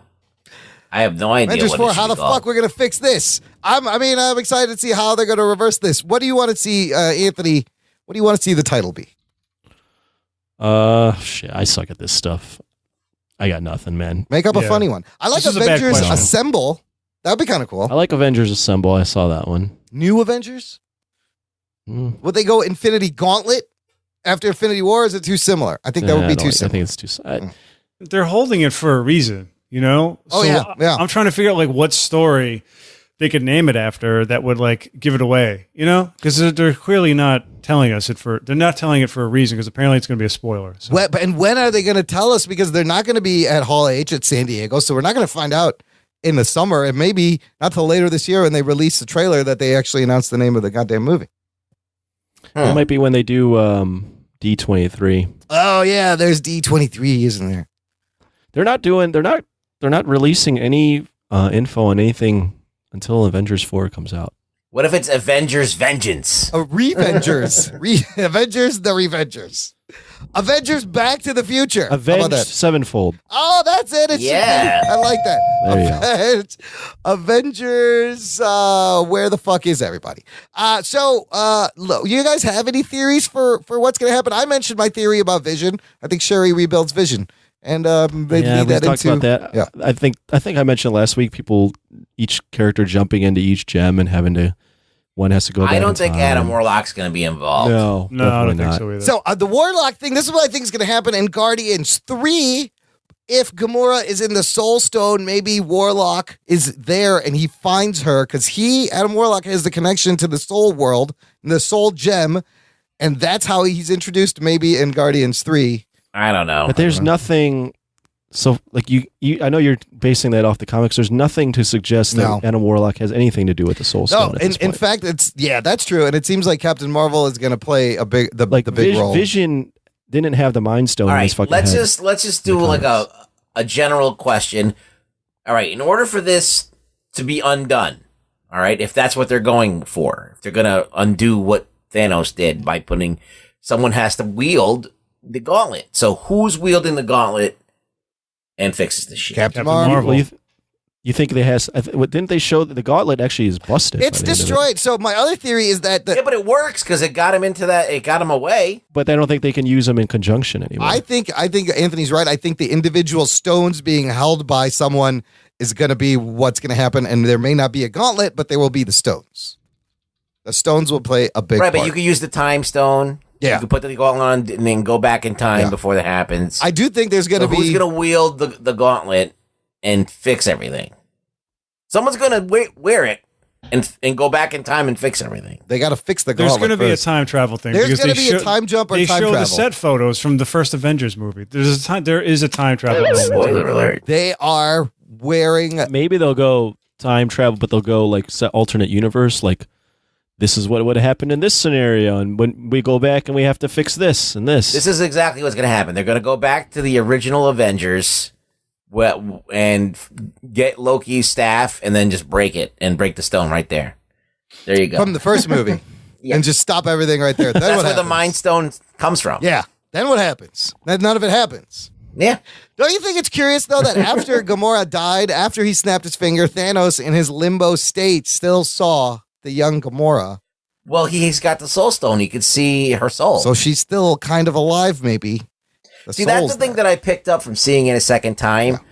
I started to, and this is something that you shouldn't have to do, but I did because I wanted to enjoy the movie more, is that I'm like, okay, I'm going to do some work now. I'm not going to just sit there and see what's at face value and take it in. I'm going to like now apply my knowledge of the stones, apply everything that they did not give me to know about these things and do some work. So like where Bilotti just said, well, he knows about Tony because he's using the mind gem and he can kind of access that information. They don't ever really tell you that that stone can do that. Right. Even in all the stone that Mind Stone's been around, no one's mentioned that you can do that. But okay, so when I saw young Gamora, I was thinking, okay, that's the Soul Stone. And then other things, I'm like, okay, that must be that stone. He's traveling from the Space Stone. He's using that to travel. So I started to kind of see what the stones were doing more, but I had to like really apply my knowledge in order to do that. It wasn't like something that the movie gave me where I could figure it out. You had to work a little bit. Is what I think the Gamora one is the most obvious because it's the background lighting is all orange. Yeah. So it's pretty close to being like, it's the Soul Stone. He's in the Soul Stone when he does that. He's accessing the Soul Stone. But where is everyone that was at post snap? Where are they? Are they in the soul world? Are they in the quantum realm? Are they trapped somewhere waiting to be released? Or is it going to have to be a time reversal thing? It's probably going to have to be a time reversal. I'm calling maybe it. they're in the quantum realm. Right? Maybe in Ant-Man you see a hint of like, why are all these people in here? But that was before. In the comics, Nebula goes back into before everybody was killed. Oh yeah, we'll get to the comics. We're gonna break down exactly how they defeat Thanos in the comics. I found this great article on the Hollywood Reporter titled "To Save the Future, Marvel Studios Must Forget Its Past." I wanted to know what you guys think. I kind of like the point it's making here because Marvel now is in the position to do something in the movies that they can change and do differently than the comic books regarding event situations, event titles. You know, initially event comics crossovers were great, but as a comic book reader, if you're a longtime comic book reader, you know that when they keep doing them year after year and they don't really mean anything, that it wears thin really quickly. Well, that's the whole thing about this movie. Yeah. You can't just go in blind and never seen a Marvel movie and sit down and watch it. Right. So, if you're going to watch this movie, you have to do some homework. You have to do some viewing of things to get at least an idea of what's going on to really enjoy this movie without being fucking confused. And, you know, this article makes a great point that what Black Panther did so well, it was like a beginner Marvel movie. You could walk into this movie not knowing, and it would kind of introduce you to the universe. It had nothing really to do with any other movie. No, it didn't. And in fact, it's funny, like, you don't have to watch Black Panther to really enjoy Infinity War because there's nothing really in that movie except for just some characters that you're going to know that is directly tied. But do you think that they have to tread cautiously moving forward in terms of these big event movies? Like, will people get tired of that? Should they just do really strong solo little team up movies for a while and then boom, all of a sudden throw them all back together in one big fucking Avengers movie? How do we prevent people getting tired of these big things? I think that you have very few desirable event movies that you can do. So they've done Civil War, where they have all the heroes fight each other. They've done Age of Ultron, sort of, which was an event. They did Age of Ultron, which they've done, kind of. They can't really touch that again. And now you got Infinity Gauntlet. What else you got? You got Secret Wars, and that's about it. I mean, I love the way this article ends. They said, so after Avengers 4, you should pull the plug, Marvel. Walk away from the form you so successfully pioneered. Do something new. Let others keep trying to duplicate you while you tell standalone stories that matter. I kind of love that. Anthony, what do you think they should do moving forward? I do what they're doing, man. I mean, what at this point in the juncture, I mean, I can't really question anything they've done. I mean, they're making a shit ton of money. They're making critically acclaimed films. Everyone's loving their shit. I mean, they're on in the span of a year, and I know we have our disagreements on the quality of the films, but all these films are critically acclaimed and made money. Yeah. Guardians 2, Yeah. Spider-Man Homecoming, Thor Ragnarok, Black Panther, now Avengers and Infinity War. In the span of a year, 5 movies, all critically acclaimed, all hugely, very profitable, and people are talking about these movies. I don't think this is the time to question them. I think this is the time to sit back and be like, enjoy. Shit, you Keep guys, going. you guys are doing it. Keep going, doing what you're doing. I think, obviously, following Infinity War and the Avengers 4, they'll probably go back to the standalone films, and that's probably a smart choice. Yeah. But they'll bring them together when they want to make another fucking $2 billion. Like, They're gonna create a whole new kind of crossover. I think they're gonna write a crossover just for the movies because they've burned through a lot of things. Yeah. I mean, like World War Hulk, Yep. they can't do Yep, anymore. yep. House of M, they can do with X-Men. Secret Invasion, that's a big one that they could do. Well, they're kind of doing the Crawl Screen War. The big We'll one that see. I think that would make the next $1 billion or $2 billion would be if they built it up enough.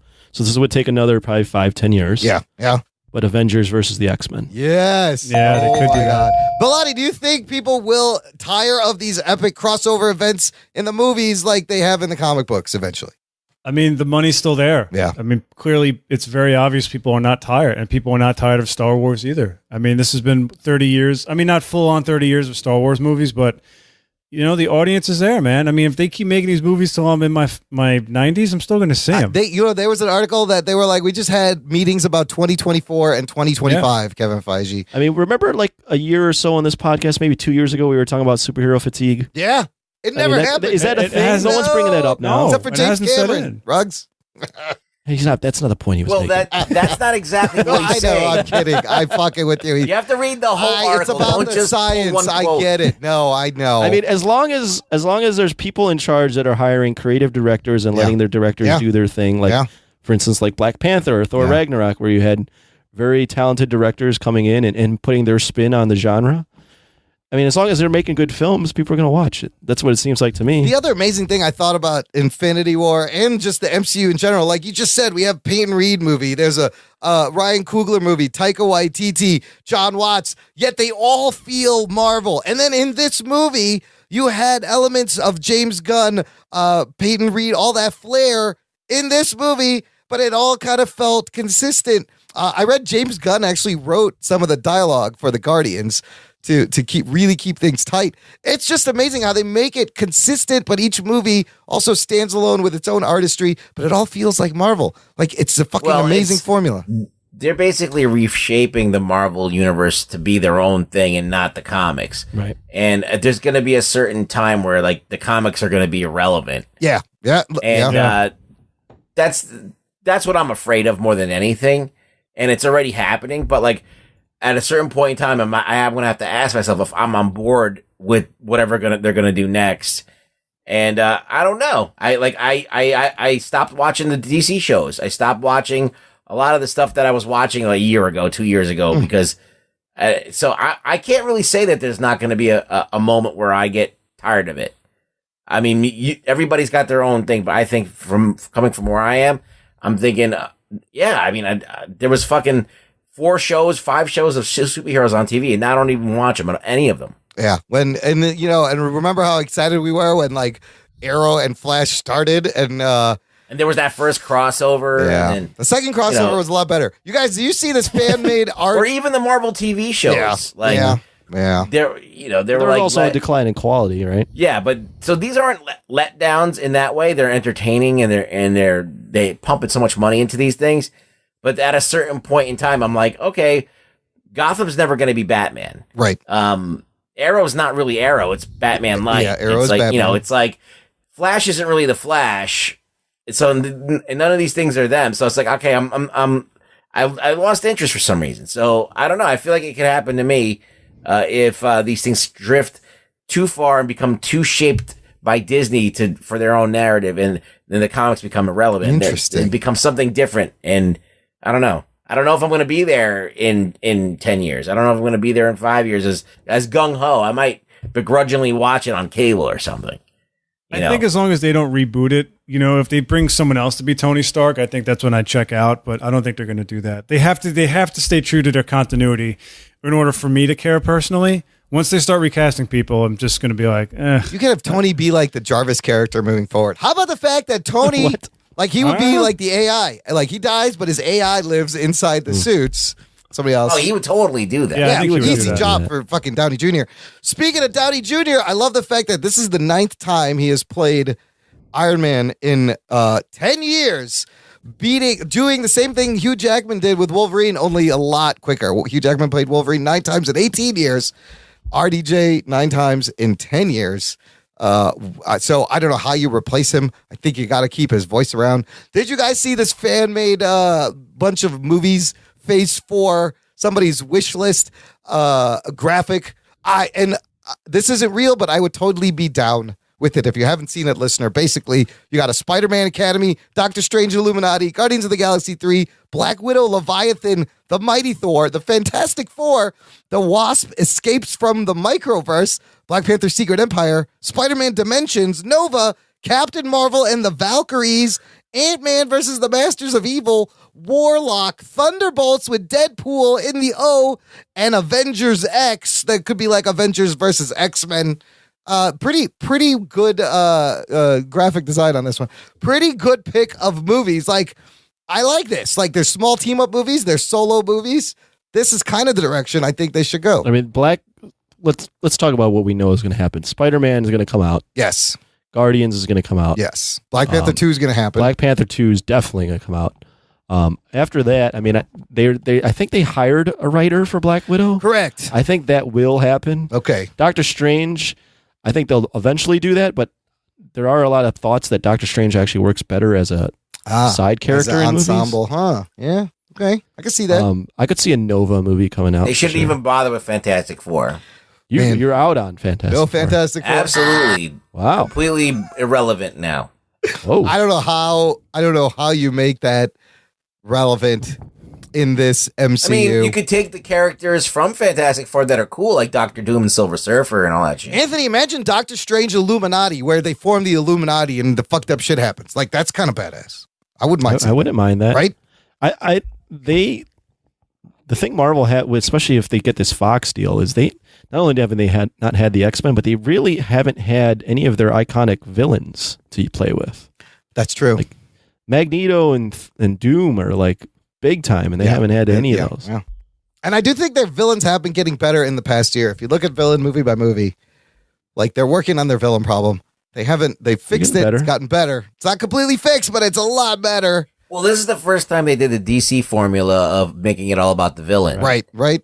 Yeah, and I think Thanos was, and I think it worked pretty good. Yeah. It was it very compelling. I mean, they did the same thing kind of with Black Panther, where they had the villain had a pretty big role. You got a little bit of background on him and stuff. Yeah. So they should keep doing it. Yeah, they're definitely What they should do, and I wish they hadn't already, is they shouldn't kill their villains. They shouldn't. No, they always do. They always do. They have killed all the good But ones. they like so to far. kill their villains. You know what they could have. You know what they And that could is have why done? you get Ghost and Ant-Man and the Wasp. Okay, go ahead, Block. or if she's the big bad, we don't know. Right. But if they didn't kill like Loki and all these characters, what they could have done, especially with the Fox deal, they could have done. Remember that story, Acts of Vengeance, where all the villains teamed up? It was like in the 80s. I think so. And they had like the villains were like trading off the heroes that they were fighting. So like Magneto was like, I'm not going to fight the X-Men. I'm going to fight the Avengers. And Loki was like To throw them off. fighting the X-Men. Yeah, they were throwing Yeah. them off. I mean, that was a really cool story when I was a kid. They could That's do kind that. of neat. Yeah. Yeah, they could open it, and then they could do the Coming of Galactus. I mean, there's a lot of shit they can do. I mean, Masters of Evil are fun. Masters of I Evil. think you could introduce Namor in the next Black Panther movie if you could get rights to Namor. That'd be fucking sick. Yeah, you could I do mean, a if they lot get of the shit. Fox deal, they're set with more movies. Yeah. for a while. Yeah. for like 20 more- years. Yeah. More villains, more characters.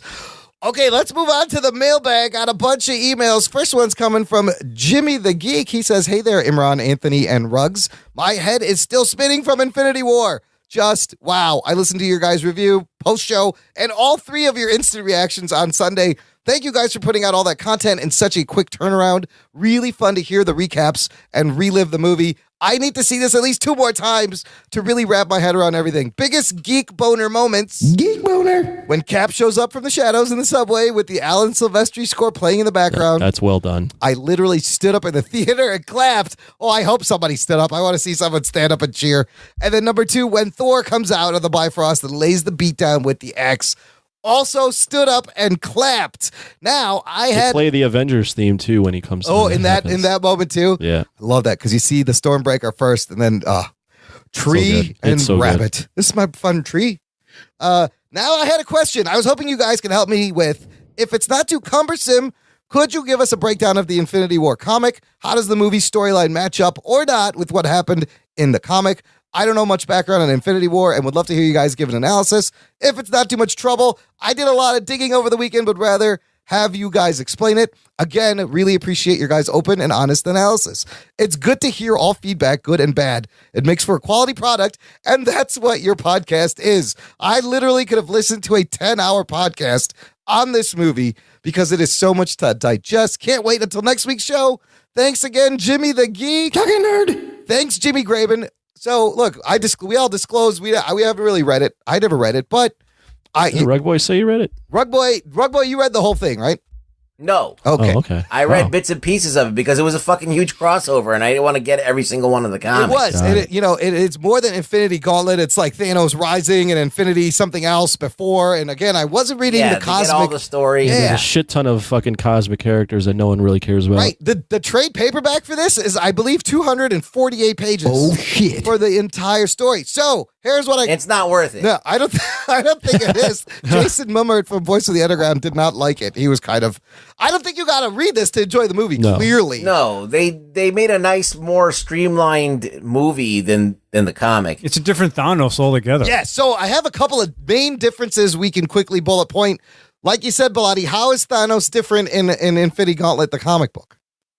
In the comic, he's a sick fuck. He just wants to, he basically, like you guys said earlier, he wants to impress Death. Yeah. And you also, everyone forgets that Mephisto had a pretty big part in that storyline too. Yeah. He was kind of, he was over his shoulder and he was like trying to push him to do things because he wanted the gauntlet for himself. That was another thing that was missing from the movie that I would have loved to have seen. But the movie, he's more like Ed Harris in The Rock. Remember Ed Harris in the movie The Rock? Oh, yeah. He's kind of like a sympathetic villain, and it's like, wow, I understand why this guy's doing it. Because I think if you put the comic book Thanos on the screen, I think people will just check out. It'll just he's almost too. He's like, you think he's more one dimensional in the comic book, or he's too. You can't wrap your head around somebody like that. The concept of death being a living entity is just too much. Yeah, and it's a love story. Yeah. I mean, the comic is basically a really fucked up love story. I don't think people were ready for that. He is on screen. pussy whipped, and Death just like refuses to give him the time of day. She'll just walk away, and it drives him crazy. Well, he sees Death as this thing that's like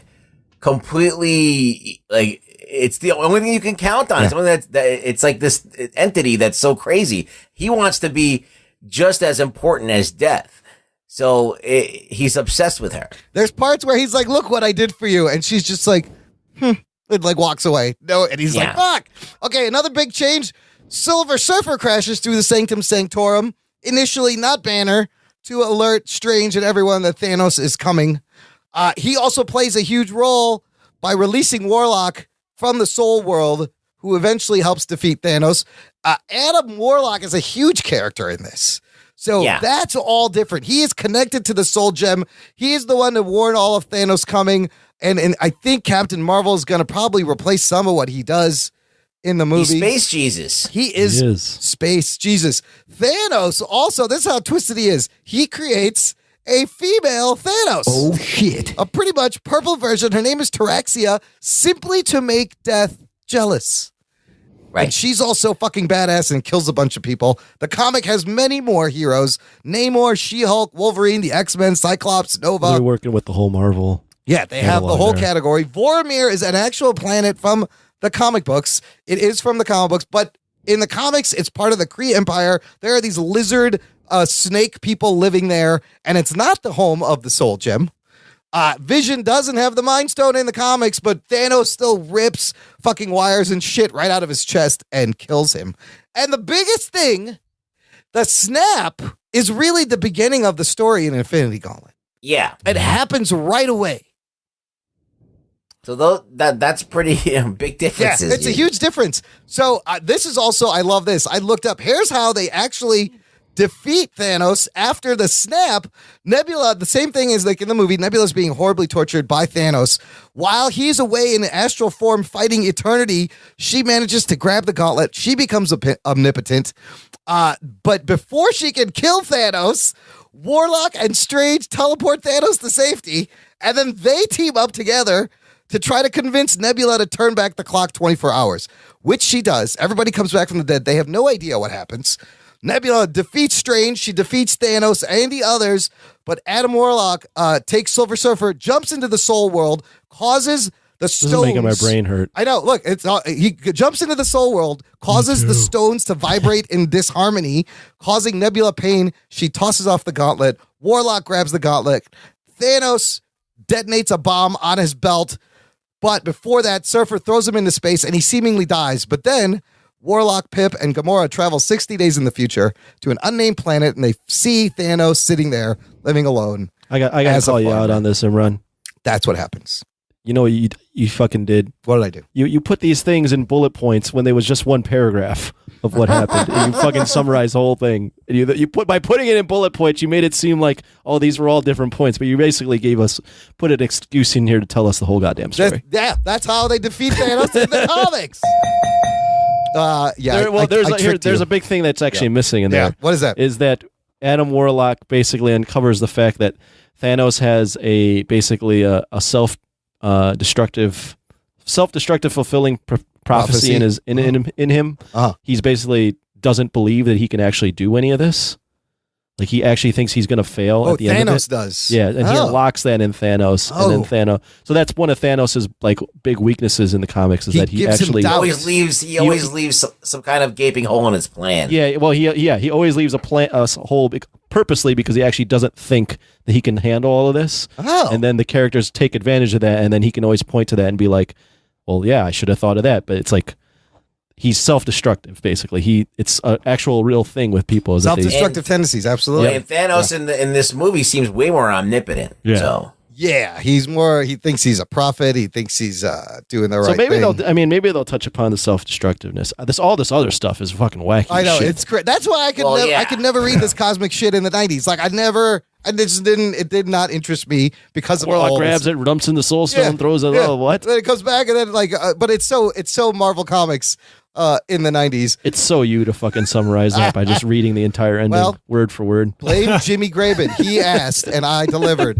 Next email from Ron Hans. Hey, Imran, I just listened to the review and have to say that I agreed with mostly everything you guys said. I had your level of enthusiasm, but was able to see some of the flaws as well. It is not my favorite Marvel movie either, but I found it super enjoyable. I will say that for the longest time, I've wanted to see a movie where the bad guy wins. The closest I got before this movie was Seven. Good movie. But personally, I like that it was a Thanos movie since we have had all the lead up with the other Avengers. I did want to comment on something that Tony said during the review. He mentioned that if this movie didn't have the lead in of the other 18, he would rank it a 4 out of 10. Oh, shit. While everyone is entitled to their own opinion, his opinion is wrong.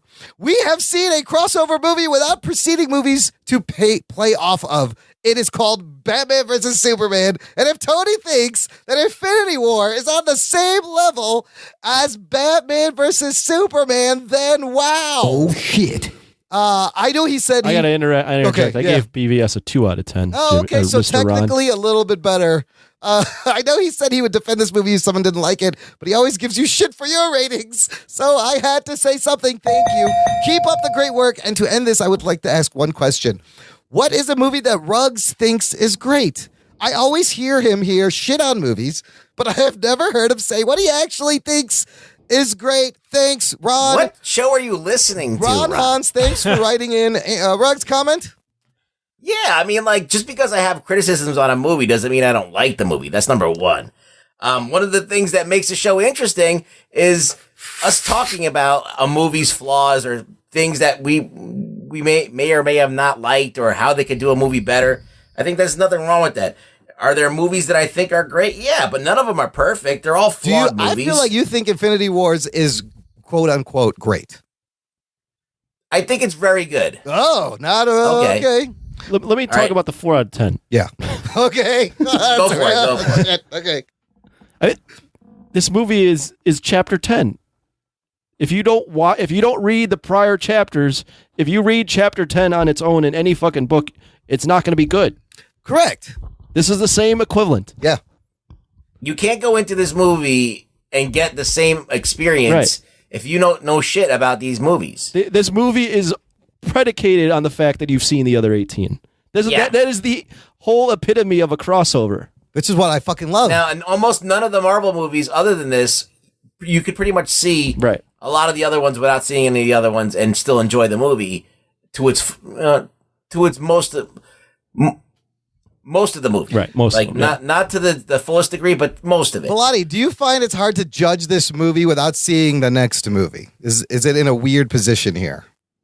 A little bit. I mean, you got to remember, this movie is the fucking payoff for the 10 Right. years that people have been watching these Marvel movies. Absolutely. Yeah, like, I read this really awful review of the movie where it sounded like the reviewer, I think it was in the New Yorker magazine, where the guy just watched the movie without seeing the other ones. And he's like, yeah, of course it was a shitty movie because he's never seen the fucking, 17 other movies 18, beforehand? yeah, you don't start at chapter 10 when you're reading a book. This is a payoff movie, and I think Yes. people have to understand that. And on its own, yes, it like we had this joke in my family. Me and my brother were like, "What are we gonna do for Mother's Day?" And we're like, "Let's take Mom to see Infinity War." And he's like, "At what point in the beginning you think she's just gonna check out and have no idea what's going on?"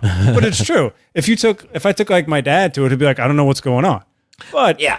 But why I like this movie so much is because I had 10 years to get to know these characters and love them. I love Captain America, and I never did as a kid. So seeing him, Me too. Yeah. like just his intro alone, because we haven't seen him since Civil War, was fucking huge to me. Yeah. And that was powerful. So, like people have to like realize that this is almost like a fucking thank you from the producers. Yes. This is what we started out with, and this is what we want to deliver to you guys. And Yeah. I love that they took such a risk to make a movie that you need to watch 18 movies on a movie this scope, this size, with this much hype, this much money. They would do that on this movie is unbelievable. Like it was directly for the comic book fans. It's a comic book come to life. And they started out with Civil War because Yeah. I remember the Russos were like, well, we don't even give a fuck anymore. We're going to make the movie we want to make. Go see the other movies because this is what we're doing. Yeah. Because that's another movie. You walk into that for the first time, be like, why are these two guys? I don't know why they're so mad at each other. There's no emotional stake there because you haven't seen the other movies, so it doesn't mean as much. But for us, it's like everything. It's like, it's like mommy and daddy are fighting. What the fuck is going on? Well, to answer Ron's question, what movie do I think is great? Yeah. What movie do you Okay. think? Goodfellas. There's Goodfellas, The Muppet Sixth Sense, Paper. Raiders of the Lost Ark, Godfather 2, 7, Pulp Fiction, Kill Bill 1 and 2, Fight Club, Shawshank Redemption, Terminator 1 and 2, Aliens, The Dark Knight, Winter Soldier, Iron Man 1, The Prestige, The Matrix, Ex Machina, The Thing, Saving Private Ryan, and there's probably hundreds Did more you that I write all think those are... while Yeah, and look, Bilotti are you and Imran were reading talking? this? Yeah. No, there are tons of movies that I like, but they're not all perfect movies. I have criticisms about all of them, but I love those movies. I love Rocky movies. They're not perfect movies. So, I love The Karate Kid. I must have said that already, but like, they're not perfect movies, but I like them. They're good. They're great movies. I can watch them over and over again, but I could still point out things that are fucked up in every single movie. Right. There's no such thing as a perfect It's movie. constructive I think criticism. if any of those movies came out, and correct me Now? if I'm wrong, but Yeah. if any of those movies came out, I think you would still find Ruggs the same demeanor from Ruggs, where he's liking it, but he would point out the flaws. Yeah, that's just who he is. You know what's funny? I point out these flaws all the time to my wife because I hate them too, Ruggs. But we have this argument where she's like, but it's a 2-hour movie and you need that to move the story. Like you need stuff to happen like that. Otherwise, you're watching somebody's life over 30 something years and it's not really like nothing's happening. You have 2 hours to tell a story. So she's saying they're like a necessary evil in movies. And I'm just like, no, it's stupid. So it's a continuing argument that we're having. I don't know if any movie has come out where I'm like, where it all makes 100% It's never going to sense. happen. It's just the convention of the medium. Yeah, but like, it's a pitfall of the medium of the art form. This is the thing that bothers me more than anything. All right. So you go into especially a sci-fi superhero movie. you have to make a suspension of disbelief, right? But the trade-off is that they're going to set you up with all these rules. So when you suspend your disbelief, you're playing by their new rules that they set, right? Right. So in Star Wars, you can hear fucking spaceships in space. You can't, okay? So they set up this is the universe. This is what happens in the universe. All of a sudden in Star Wars, when they do the fucking ram, It's all of a quiet. sudden it's quiet in space. They've now gone back on the rules that they set.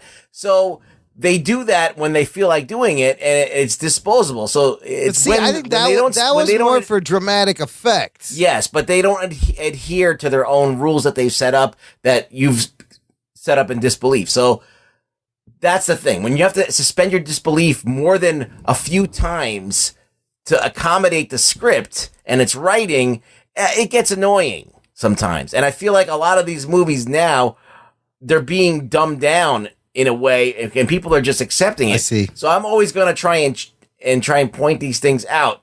So at least people are aware that this shit's going on, and there's manipulative writing, things that are being done obviously to move the plot along. That's not actually. You're like, oh, that's not really. You tell me this person's this big genius and intelligent, but they're doing the dumbest thing in the world. Choices. I'll tell you what, though, this is this generation Star Wars. I mean, I heard lots of kids I've been going, saying that. This is I've been better saying than that since Star Wars makes no fucking sense, right? Yeah. It's like all gobbledygook and magic and stuff like that. But you've chosen to buy into that world. Then that was what James Cameron was saying, is that people were not even adhering to any kind of rules anymore. People were just doing whatever they want. And he's like, I'm getting tired of that. It's not challenging me. I want to be challenged when I see a movie. I want somebody to make me think about something in a different way. So that's why I agree with what he said. And I think that that's a true thing. And if people don't understand that, like, to be critical is interesting. To just sit there and say yay for everything, that's not interesting to me. Let me say one more thing about Infinity War, about my thoughts on it. I think after watching it 4 times, I think it's a great event. Yeah. I don't know if it's a great movie, because I don't think it's actually. I think the movie is the first part of a 2-part movie. Yeah. So it's the first the story 2 acts isn't over of a story. Like, I know they wanted to go with like, hey, like this is its own movie, its own thing, but by the end of it, it's clearly not its own movie. It is basically the end of the movie is basically the end of the second act, where Correct. the villain wins, and now we're going to get the next movie. We're waiting which for is the third act. third act in most movies, where the heroes rally and come back. Now, this 5-hour 2-part movie may be the best Avengers movie yet, but I can see how people are like, this is maybe not the strongest Avengers movie, but it is an amazing What's a story sci-fi. that's not finished? Correct. I think it's a huge accomplishment. Yes. I mean, I think it's a technical marvel. I think it's a huge accomplishment in organizing all these people and trying to get all these characters to have a certain amount of time and to tell this story in this epic manner. I mean, as I said, I saw it twice and I was glued to my seat both times. I was all in the whole time. Now, why didn't I give it a 10? Yeah. Because I felt like there's certain things I got short, especially with the Hulk. That was a big short change for me. Maybe not have been for you, but I thought that was silly that they did that. They could have done that in a better way. And there was other things that I couldn't kind of jive with. I just was making me question the film. But I had a great time seeing it. I would watch it again and again. Am I going to give it a 10 just because, like, Pacific Rim is a movie I'll watch anytime it's on? Yeah. Can I say that that's a 10? No, it's good. It's a great movie, but I can't say it's a 10. Because somebody will watch that movie and say, this is complete horseshit. And then they're going to be like, what the fuck are you telling me to watch this movie? You know what Infinity War is? It's the fucking Super Bowl. Yes. That's really what it is. Yes.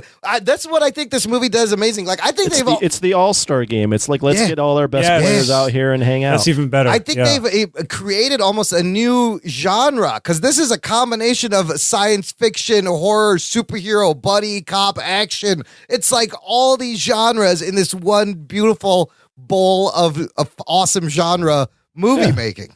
You know what a great film is when you watch something that you're completely not interested in, and then by the end of the movie, you're completely dialed in. Yeah. Yeah. Like, for me to watch a superhero movie, they already have my money. As soon as they make the movie, I'm gonna go watch it. Right. There's no challenge there. Like, I'm along for the ride. If I watch it, if I can sit I could take a random girl and sit in front of Infinity War and they love it as much as I do, that's not going to happen. Like somebody who's never seen any of these movies, has no interest in the movie, all of a sudden will get roped. Maybe it'll happen. There's a shot, but like I'm gonna lean towards probably they're not gonna like the movie. I'd love or to they talk won't know to what's going on. someone who just watches this movie completely out of the blue. Yeah. I really want to know what they think. Because it's I'm gonna take my mom. I can't even. It's hard to judge to even think about what that would be at this point. Take your mom and ask your mom what her favorite movie is, and then make her watch this, and then to ask her if this movie that she just watched is replacing her favorite as her new favorite. My mom loves Michael Bay movies. She's probably going to see that movie Skyscraper with The Rock and think it's like, oh my God, he's amazing with that fake leg. Like she loves that shit. She likes those dumb movies. Like, remember Deep Impact and Armageddon? And everybody likes Deep Impact because it was like the more thinking man meteor movie. I liked Armageddon though. I did too, but she loves Armageddon. Not Deep Impact. It's too emotional. Anthony, before the show, you were telling us you took your mom, but your mom has watched these movies. Right. What? How did she feel at the end of this movie? Did she enjoy it? She did. She enjoyed it, but she was like, I need a minute here to like process what happened. Yeah. And then she was even asking me, so like, where did all the characters go? And I was like, oh, they're dead. She's like, oh, wow. Like, they killed everybody? Wow, it's interesting. Like it's just one of those, it's very disorienting. Yeah. I mean, she's one of those that she's seen all the movies, Right. but she's not putting any thought into these movies. She's just going to But have a even good her, time. she was like, why would you kill all these people? It wasn't that she was like, why would you kill them because they have box office potential? It was just more like, wow, they killed all these people. Yeah. You know what the strength of this movie really is? And I noticed it right away. It's the characters. Yeah. You know, that journey we took with all these characters since the first Iron Man movie, to see him with a dead kid in his hands. You know what I mean? Like to get to that point where you see all his failures as a character in his eyes and his face. Yep. I mean, that part was so hard to watch. And then again, Thor's entrance, Cap's entrance, Vision dying. I mean, the guy's only been in 3 movies and you're like, you felt his death right away because he was such a strong character. One of the best things about this movie is, well, just about Marvel in general, is that they've molded these characters into things that kind of stand on their own. Okay, so like the way that they did Cap is like it stands on its own. Like the way that they shaped Tony Stark to be this like snarky dude that he wasn't in the comics. It works for the movies. Maybe they have too many snarky dudes now because there's like Snarkfest 2000 with Doctor Strange snarky. You know, there's a lot of everybody's snarky. Yeah. The person who should be the snarkiest is the least snarkiest, Peter Parker. But he is just a little kid. He's more Yahoo and cool and wow. Did you guys find the Russo brothers snark better or comparable to Joss Whedon's snark? I think it wasn't as cringy. Yes. It was not as cringy. Oh, it was not as cringy. It was more intelligent. Okay, so you think it it was way wittier. I find Joss Whedon's Stark to make everyone sound the same. Yeah, Age of Ultron was tough to watch. I fucking cringed at a lot of the dialogue in Age of Ultron. For sure was like quip. And it's like not Ultron himself. I liked him a lot. And I'm not just biased because James Spader in it. He's your boy. I'm not just biased, but the part where Tony Stark's like language, I was like, oh God, you gotta be fucking kidding me. That's a little cheesy, yeah. That was just. But dude, this movie, this movie is harder to do that. It's harder because it's basically it's so dark. Each character on there. No, well, not that. It's not dark. I mean, it's dark, but it's more of the fact that each character has. It's an all-star game, so you're going to get the character doing his like best line every time. Everyone has a moment. Everybody gets a moment for the most part. Delivered. I forgot like one of my other favorite lines is Drax when he goes, "It's like a pirate had a baby with an angel." So fucking funny. This is so a man. Random. You're a dude. You're a dude. This is a handsome, muscular man. Even in that scene, so this is what I'm saying. Even in that scene, it's character work because it's basically it's Thor's there, and all of a sudden he's bringing to light all the insecurities that Star-Lord always had, that he's not man enough for Gamora. It's still that's an interesting take. Yeah, and it's fun. Yeah, but it's using jokes to further, it's character work, but it's using jokes to bring that out. Yeah, but when Gamora dies, and when Thanos says Gamora, and Peter Quill can't kill her, and she says, "I've always loved you." Like I fucking felt that because they built it up in 2 other movies where. They had this back and forth, not even a back and forth. It was basically Star-Lord fucking, pursuing Gamora. But you felt it. You felt everything. Yeah, they've been hanging out for 4 years after Guardians of the Galaxy 2, so their relationship was stronger. So tell me, Ronald Hans, if you came in and just watched this movie the first time and didn't know that Gamora and Star-Lord had this thing, would you still rate? Would 4 you out of 10, you son of a would gun. you give it 4 out of 10? Another What's great this guy- character moment was the ice cream. Remember the ice cream larks, he was like stark raving mad. It was great I flavor. actually didn't think that one was that great. And he's like, we Ice cream prefer one. Hulka burning chocolate or something. Hulka fucking fudge. But I or like, something he's like like, are you really leaning against the cauldron of the cosmos? And the fucking cape snaps him like, I don't know about you guys, but I fucking love Doctor Strange in this movie. yeah, I that. like I actually liked him a lot. Yeah. A lot in this movie Yeah. too. And in fact, I think I said I didn't care for the Doctor Strange standalone until he became Doctor Strange because I love him as an actor, and he totally owns the character. He's like a total arrogant dick. Yeah, and I he love was- them. I wish they made a reference of the goatees at all. Well, it's Just one tough little because reference. Doctor Strange is an origin film, and Yeah. really, if you're going to see a Doctor Strange film, you want to see him at his fucking psychedelic best. yeah. You want Yeah. to see him doing some weird shit. And they did. That's why I yeah. want to see a sequel really, really bad because Yeah. I love his character. And this movie, he was just like going toe to toe with Thanos. He like took him to the ropes. I mean, he was just nonstop. And they still set up the Mordo thing that has to be resolved from the first movie. So I wouldn't mind seeing that. Yeah, but is Mordo going to be a threat after Thanos? Well, after No one's gonna be Thanos, a how are you threat. going to top any of this after Thanos? you That's got to gonna be the problem. challenge. You got to challenge these characters on like a I mean, I like personal Chewie level. Telija Yeah. for Yeah. it, but, You got to he's challenge not your Thanos. beliefs. After, you gotta yeah. challenge her. And so you got to think beliefs. that That's a good one. you got to think that's Thanks. strange in the one future that he saw that Tony has something big also to do with the ultimate end because of the sacrifice. So it's Tony and Thanos had to win. And man, we got to wait a year. God damn it. All right, look. Whew, I'm exhausted. Bilotti, tell the listener where they can find your stuff and what you want them to do. I want them to go to robo7.com. There That's you go. ROBO, the number 7.com. Click on my store page or click on my t-shirt page and go buy some shit. I don't care if you don't like Godzilla. Fucking buy it. I need money. I want to buy a new apartment. Me and my wife need to move to a bigger place. We fucking need money, guys. You got to help me out here. Help the please. guy out, Robo I'm 7. pleading with you. I'm Dude, begging thanks you. for hanging out, man. I'm glad you're on break. You're on hiatus off the show. Would Of course. love having you on. Rugs, where can the listener find you?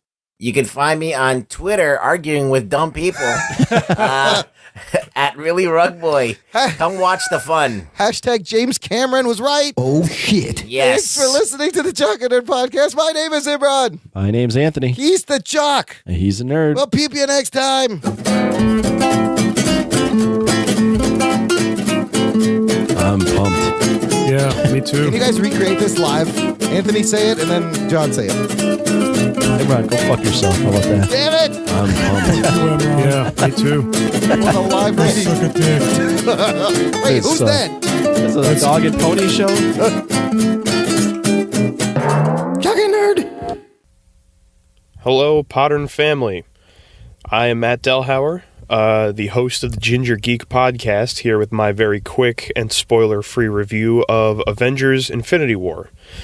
This is a movie that we have been waiting for 10 years, and it certainly happened. I mean, I know that doesn't sound super excited or anything like that. I enjoyed the hell out of this movie. It brought everything that you've come to expect from a Marvel film: fun, excitement, action, humor, a few genuine surprises, despite feeling like a lot of it played out almost the way you would expect it to. I think the only real downfall was Marvel has made a name for themselves over the past 10 years of not really delving too deep into the emotional or darkness that is a lot of stuff you can find in the comic book movie realm. And saving all of that for this movie, it falls flat at times. There are points where it definitely does what it's supposed to do, but I think a lot of it also kind of feels forced. So ultimately, if I had to give a number to it, I would give Infinity War 7.5 out of 10. Definitely a lot of fun, but I don't know if I would go ranking this as one of my favorite ones that they had. But absolutely, it's worth seeing. I mean, like I said, it's been 10 years. We've been waiting for it, so finish the ride. Thanks, guys. Check out everyone else's review, see if they agreed with me or not. I love you all. Be excellent to each other. Talking Nerd.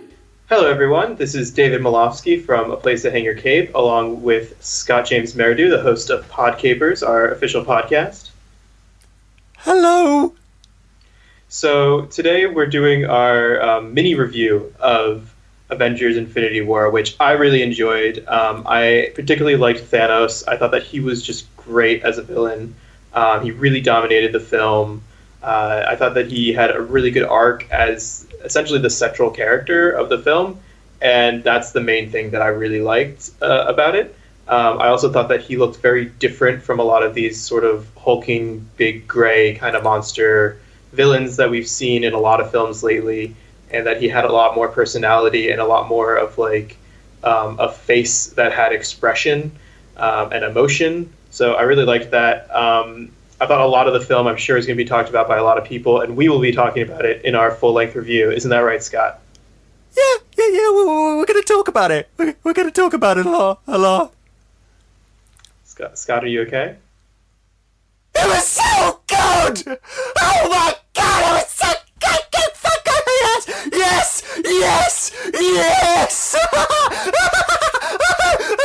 I need to lie down! Ladies and gentlemen, we are experiencing technical difficulties.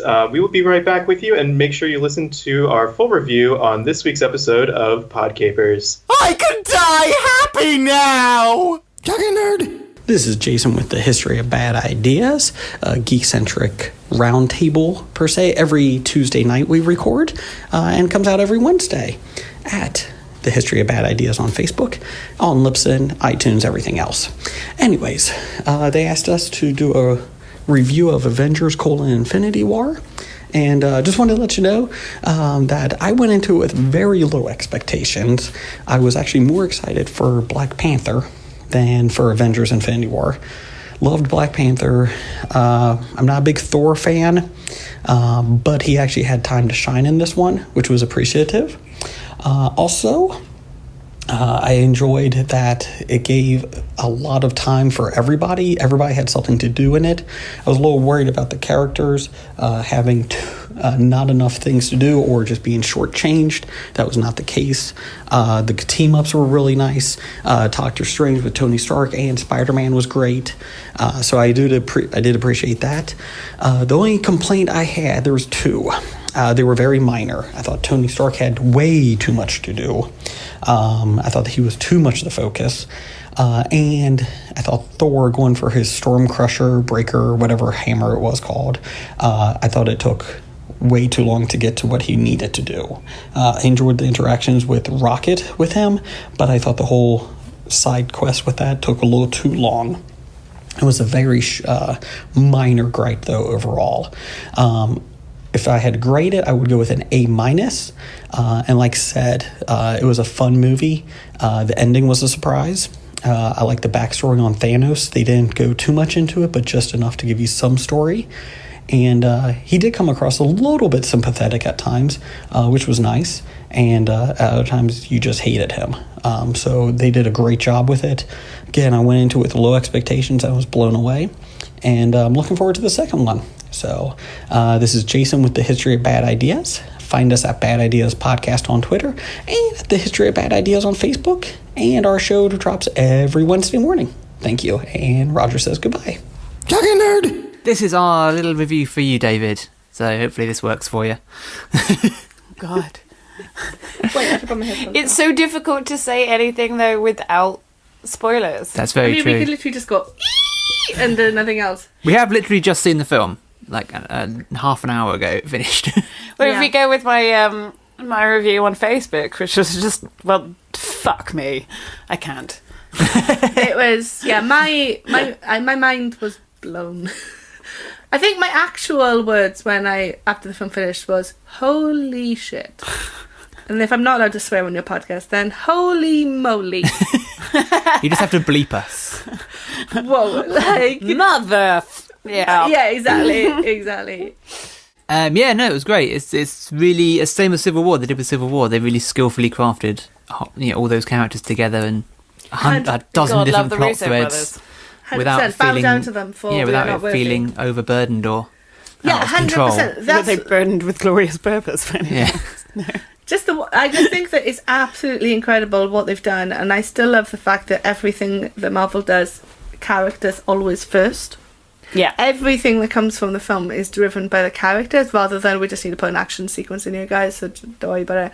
I love all the characters. Also, I love everything. I didn't think they would be able to because there's so many fan theories and God knows what else around. But I was genuinely surprised by a bunch of stuff that happens in this film. So for sure, I was quite happy with that. It's great to watch it to react to everything. You're laughing, you're crying, you're shocked, you're just screaming "no" at the screen and things like that. But in like a packed cinema where you're surrounded by other Marvel fans that are all like equally screaming and reacting to the film. It's a great experience to have in the cinema. To keep having in the cinema. Let's go watch it again, guys. Yeah, should we not do the podcast? Screw the show. Bye. And they were never seen again. Just stayed in the cinema watching Infinity War over and over and over again. They were like resetting the time stone every time just to rewatch it again. So that's cool. that's our thing. That's our mini review. From the Deleted Scene podcast. Yeah. Score. We liked it. I'm going to give it 6 Infinity Stones out of 6 Infinity Stones. I'm just rating it now. Cool. I think that's all we need. Right. Talking Nerd! Hello, this is Rob Daniel and Rob Wallace, and this is the Electric Shadows podcast, and we are talking to all you people there who are listening to A Place to Hang Your Capes podcast about Avengers Infinity War. So Rob, what do you think about it? Avengers Infinity War, this is a review, and luckily given it's only 3 minutes, it is one that you can leap straight in, because you've got to assume that anybody listening to this, they know the plot. Even if they haven't seen the film, they know roughly what the plot is, or at least the synopsis, and we don't need to delve at all into the wider context of the MCU, because they know that as well. And that's part of, and again, sorry to leap straight in, the problem with this film, the problem with Avengers Infinity War, the weight of expectation that's been built up around this over 10 years and 13 films? Maybe more than that. And I'm sure everyone listening to this has just booed me and gone, no. But and the idea that this is meant to be the payoff, or the first part of the payoff, to the introduction of to Thanos, who is the sort of the big bad of the Marvel Universe, who has been teased for the better part of a decade, and the Infinity Stone, and there's such an amount of mythology and so many different strands and elements they need to pay off, and so much is so many films, well, the films before this, that we've kind of gone, okay, maybe that didn't quite hit the emotional beats that we were hoping for, but it's all in service of Infinity War. Yeah. And yeah, what are your... Well, that's the thing, is that I think that was the problem with the film, to be honest, and I think it's a problem ultimately with the way that Marvel have taken the franchise and tried to do an episodic television franchise, but for the big screen. It just means that you just slip into a formula. Any emotional resonance has to be kind of held in check, because you need to tell a bigger story in the next film and the next film. And I'm completely with you on Infinity War seemed to be what everything was building up to, and then we got this really quite anonymous film that seemed to kind of play it a bit safe in terms of the things that were happening in there. There are big dramatic moments in this film, but the thing is, we are emotionally on guard because we can't trust films for any franchise really, but particularly for Marvel franchises, to really put their flag in the sand and say this is something that has happened. Well, it's something that matters. Yes, without kind of then thinking, well, are you going to change this a bit further down the line? Nothing is final in these films, and I find that emotionally it then means that they are quite empty, and you can never trust yourself to have a proper emotion, because you're thinking, well, am I being duped by all of this? And to be honest, I thought this is anonymous. I thought that Thanos, who I've never thought was a particularly good villain, he always seemed like a henchman to the main villain. I thought that the scenes with him and the characters that have been moved forward to be the important characters in the franchise the going next forward generation were just dull. I was actually bored by some of this film. Then again, there were some moments that I thought were amazing, and they were typically the action scenes, which are always done well in Marvel films. My issue is that the stuff they did with the characters that are going to lead the next phase of the MCU often came at the cost of the stalwarts.